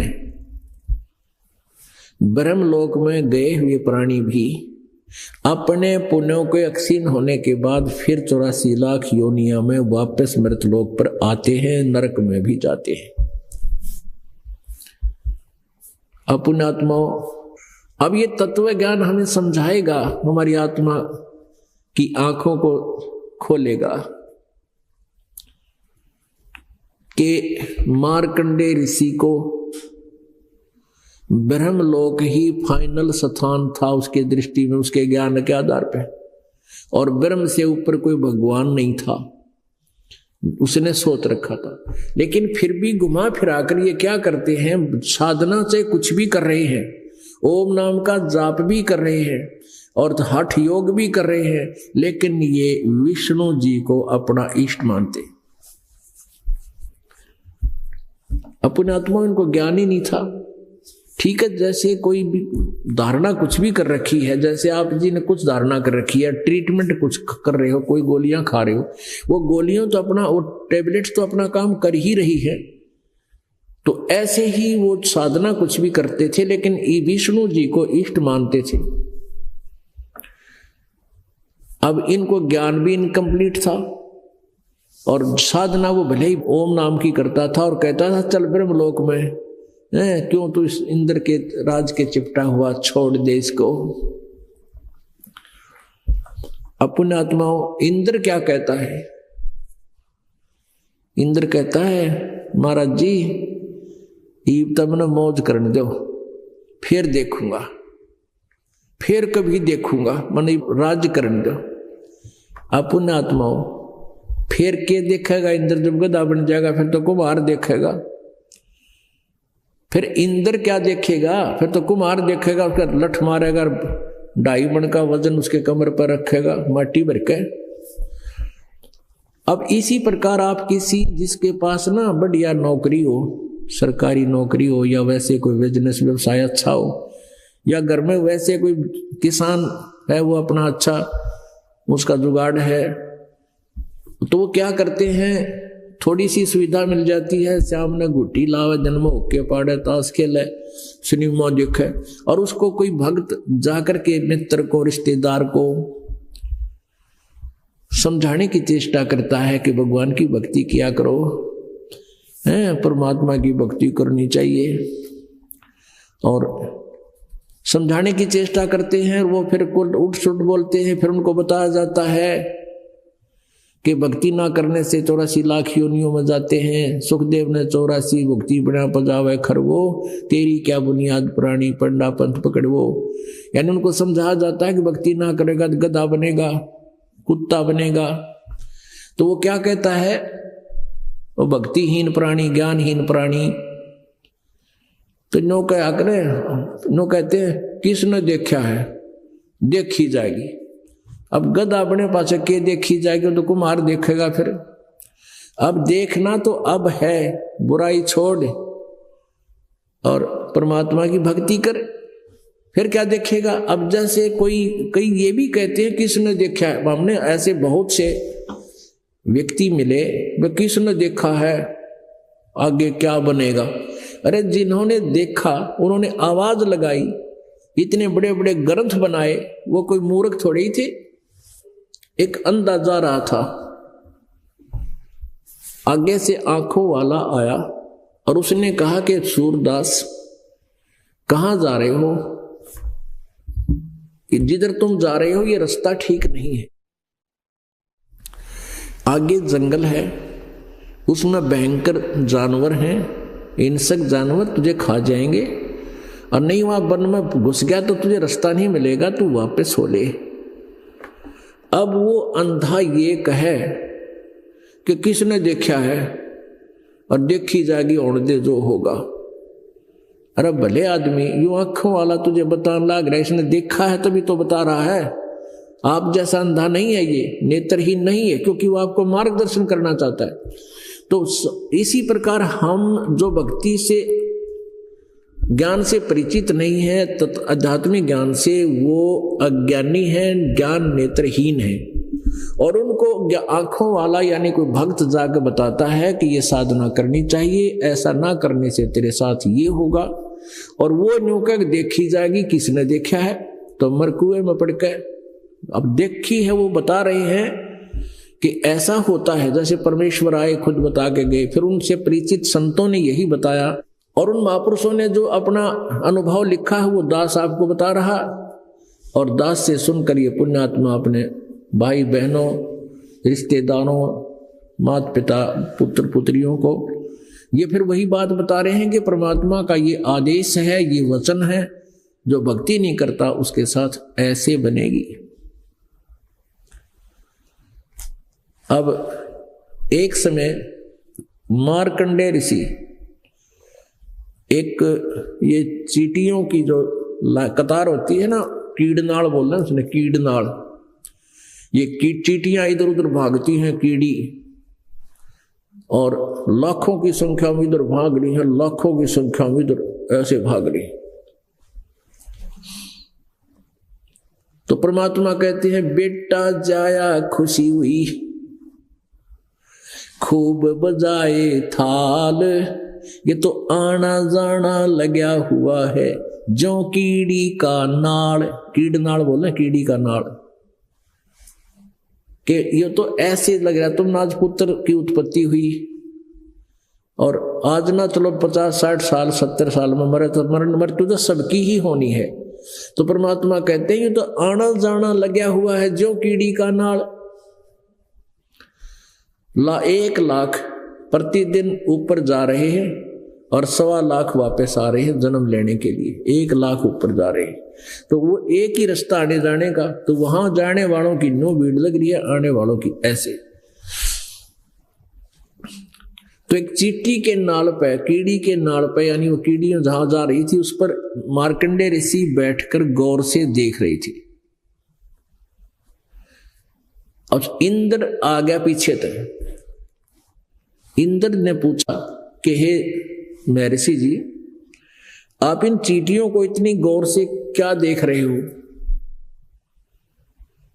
मार्कंडेय ऋषि ने कहा कि इनमें से ये देख रहा हूं अपनी ध्यान दृष्टि से कि इन चींटियों में से कौन सी चींटी कितनी बार स्वर्ग का राजा रही है, इंद्र रही है।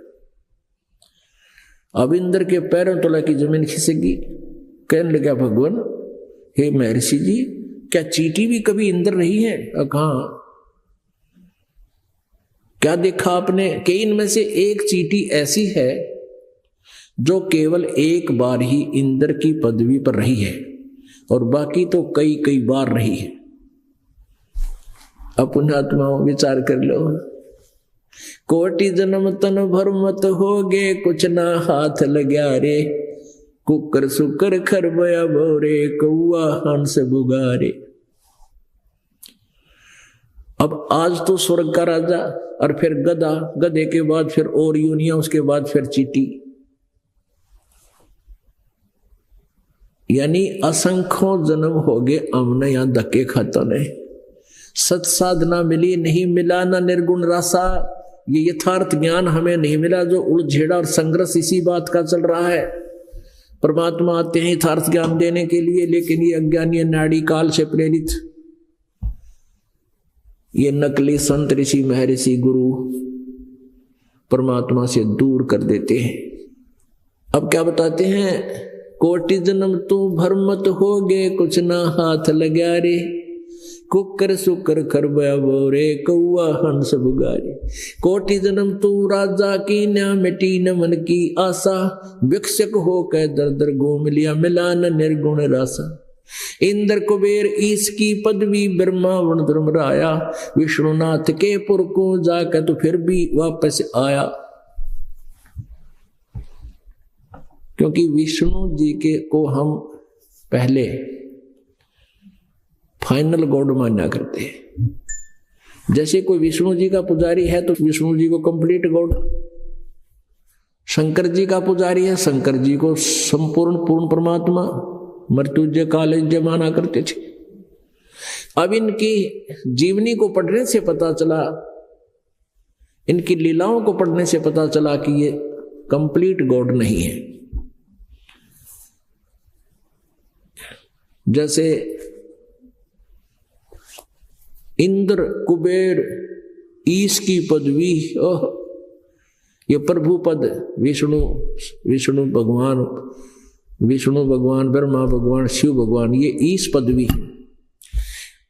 इंद्र कुबेर ईश की पदवी, ब्रह्मा वरुण ध्रुव राया, और विष्णुनाथ के लोकपुर को जाकर तो फिर भी उल्टा आया। आपने ये ब्रह्मा कुमारी पंथ सुना होगा, ब्रह्मा कुमारी। अपने आत्माओं, ये दास जो कोई तुलनात्मक तरीके से किसी भी पंथ या संत के विषय में विवेचन देता है, दास का उद्देश्य उनकी कोई मान हानि करना नहीं है, उनके द्वारा लिखे गए ज्ञान के ऊपर ही टिप्पणी करता हूं। उनकी हिस्ट्री में क्या लिखा है कि ये ब्रह्मा कुमारी पंथ जहां से चला उसमें वो थे लेखराज जी, श्री लेखराज जी, और वो बंबई के अंदर शराफ थे। शराफ में ये सुनार का काम करा करते, लेखराज वर्मा आभूषणों का काम करते थे। और उनके घर पे एक संत आते थे, वो सत्संग करा करते, उनके माता पिता सत्संग कराया करते थे कभी कभी।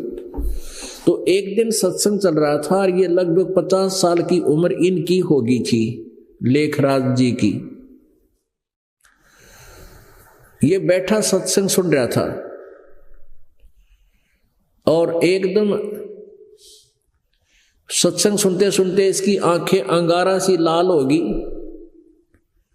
और अचेत हो गया।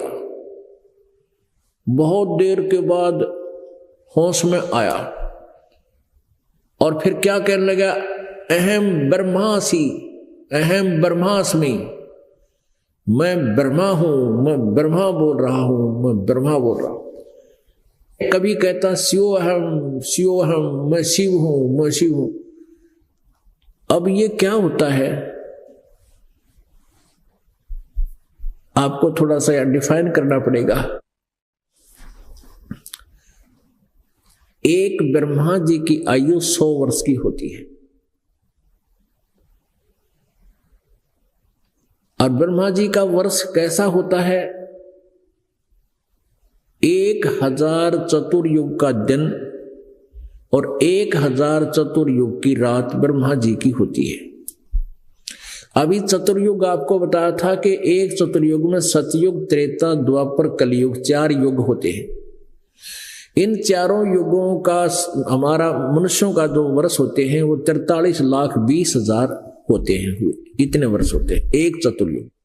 तो ऐसे 1000 चतुर्युग का ब्रह्मा का दिन, इतनी रात, और 30 दिन रात का ब्रह्मा जी का 1 महीना और 12 महीने का 1 वर्ष, ऐसे बना हुआ। और ऐसे 100 वर्षों की ब्रह्मा जी की आयु। इस वर्तमान ब्रह्मा जी का 50 वर्ष पूरे कर चुका है, 51वां वर्ष चल रहा है, उत्तरार्ध चल रहा है। जैसे 50 पूरे होगी शेष भी होंगे 50, तो इसकी मृत्यु होगी। इससे 7 गुना विष्णु जी की आयु है और विष्णु जी से 7 गुना शंकर जी की आयु है, ये शिव जी की आयु है। ऐसे इन तीनों की मृत्यु होगी। फिर 70,000 बार शिव जी की मृत्यु हो लेगी, तब एक उस सदाशिव है काल, ये किस ब्रह्मांड का स्वामी, वो ब्रह्मांड में रहता है, ब्रह्मांड के ऊपरले स्थान पर रहता है, तो तब उसकी मृत्यु होगी। किसकी? ब्रह्म की, काल की, सदाशिव की, उस काल रूपी ब्रह्म की मृत्यु होगी। वो एक युग होगा परब्रह्म का, अक्षर पुरुष का। 1000 युग का दिन, 1000 युग की रात, नोट चतुर्युग। अक्षर पुरुष की आयु कैलकुलेशन करते समय वहां चतुर्युग नहीं है, ओनली युग है। 1000 युग का दिन, 1000 युग की रात, और ऐसे 30 दिन रात का एक महीना अक्षर पुरुष का, परब्रह्म का, और 12 महीने का एक वर्ष और 100 वर्ष की उस अक्षर पुरुष की आयु, उसकी भी मृत्यु होगी। परम अक्षर ब्रह्म, परम अक्षर पुरुष कबीर देव की, उसकी मृत्यु नहीं, ना उसकी आयु कैलकुलेशन। तो यहां क्या हुआ, जैसे कोई ब्रह्मा जी की पद पर जो रहा है उसकी मृत्यु होगी। मृत्यु होने के बाद उसके अंदर वही बात, जैसे कोई सरपंच ना रहा और वो फिर भी लोग उसने सरपंच कहते हैं, आओ सरपंच साहब ठीक से, कहाँ भाई, तो उसके मन में वह करड़सी फिर रह जाती है। वो कहीं पूछता है कौन है, सरपंच हो भाई, मैं सरपंच जा रहा, सरपंच है, कहाँ सरपंच हो, चाहे वो भूतपूर्व ही है। तो ऐसे ही ये जो ब्रह्मा की पदवी त्याग के पितर रूप बन जाते हैं, और पितर इन प्रेतों से थोड़े से सुपीरियर होते हैं। उसी तरह जैसे मृत्यु से पहले जैसे जिसकी कैटेगरी सी रहती है, ऐसे ही मृत्यु के उपरांत ये प्रेत बन के भी ऐसे ही अपने आप को, उस प्राणी तो वही है, ये शरीर ऊपर का कवर गया है, बाकी सोच न्यो की न्यो होती है, तो वो फिर भी अपने आप को सरपंच यानी ब्रह्मा कहते हैं। वो ब्रह्मा से पदवी छोड़ के आया है, तो अब वो प्रेत बना है, वो प्रवेश कर गया और उसमें दूसरा बढ़ गया। वो कहने लगा मैं शिव हम, वो को शिव जी की पदवी छोड़ के आया है पहले, कभी वर्षों पहले, और तो वो अब भूत बना फिर है। वो प्रवेश कर गया इस ब्रह्मा कुमारी वाले श्री लेखराज जी में, और वो लगा फिर एंड बैंड बनाना। उसने भी नारा, काल का तो काम है यो, अब अलग से ना कोई जाप उनके पास, ना कोई उनका गुरु, वो भूत आकर प्रवेश करता है किसी एक बहन या भाई में, और उसमें वो बोलता है, जो कुछ भी वो बोलता है उसको नोट कर दिया जाता है, और उसको लिख करके फिर श्रद्धालुओं को भेज दिया जाता है कि परमात्मा के आवाज आदेश है, ये पढ़ लो। उनको मुरली कहते हैं। तो पुण्यात्माओं, यहां जो दास आपको बताना चाह रहा था, इंद्र कुबेर ईश की पदवी ब्रह्मा वरुण धर्मराया, विष्णुनाथ के पुरकू जाके तो फिर भी वापस आया।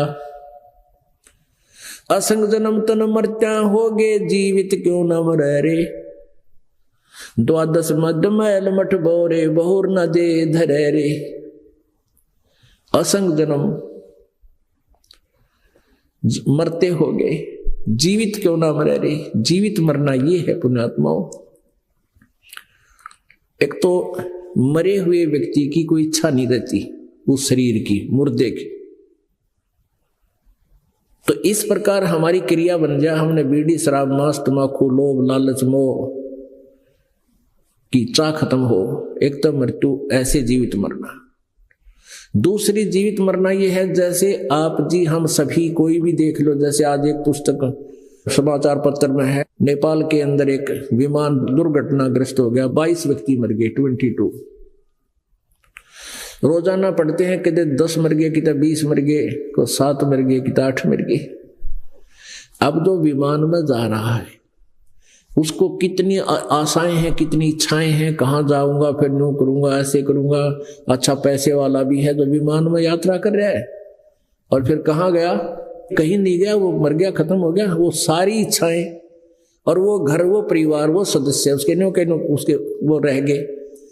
वो दोबारा आकर के उस घर में प्रवेश करके कुछ नहीं कर सकता। अब जैसे आप जी भगवान के लिए चलते हो तो ये समझ लो कि मेरी भी ऐसे, मान लीजिए आज मृत्यु हो जा, तो फिर इस परिवार को कौन संभालेगा, इस कार्य को कौन संभालेगा। पुण्यात्मा, ये मन में हमारा बैठती को नहीं बात जो परमात्मा हमें बताना चाहते हैं। काल के जाल से निकलने के ये फार्मूले हैं, और इन फार्मूलों ने अप्लाई करोगे तो आप काल के जाल से ऊपर उठोगे, ना तो उठे ना जा। ठीक है, जैसा करोगे, जैसी साधना करोगे वैसा तो फल आपको मिलेगा।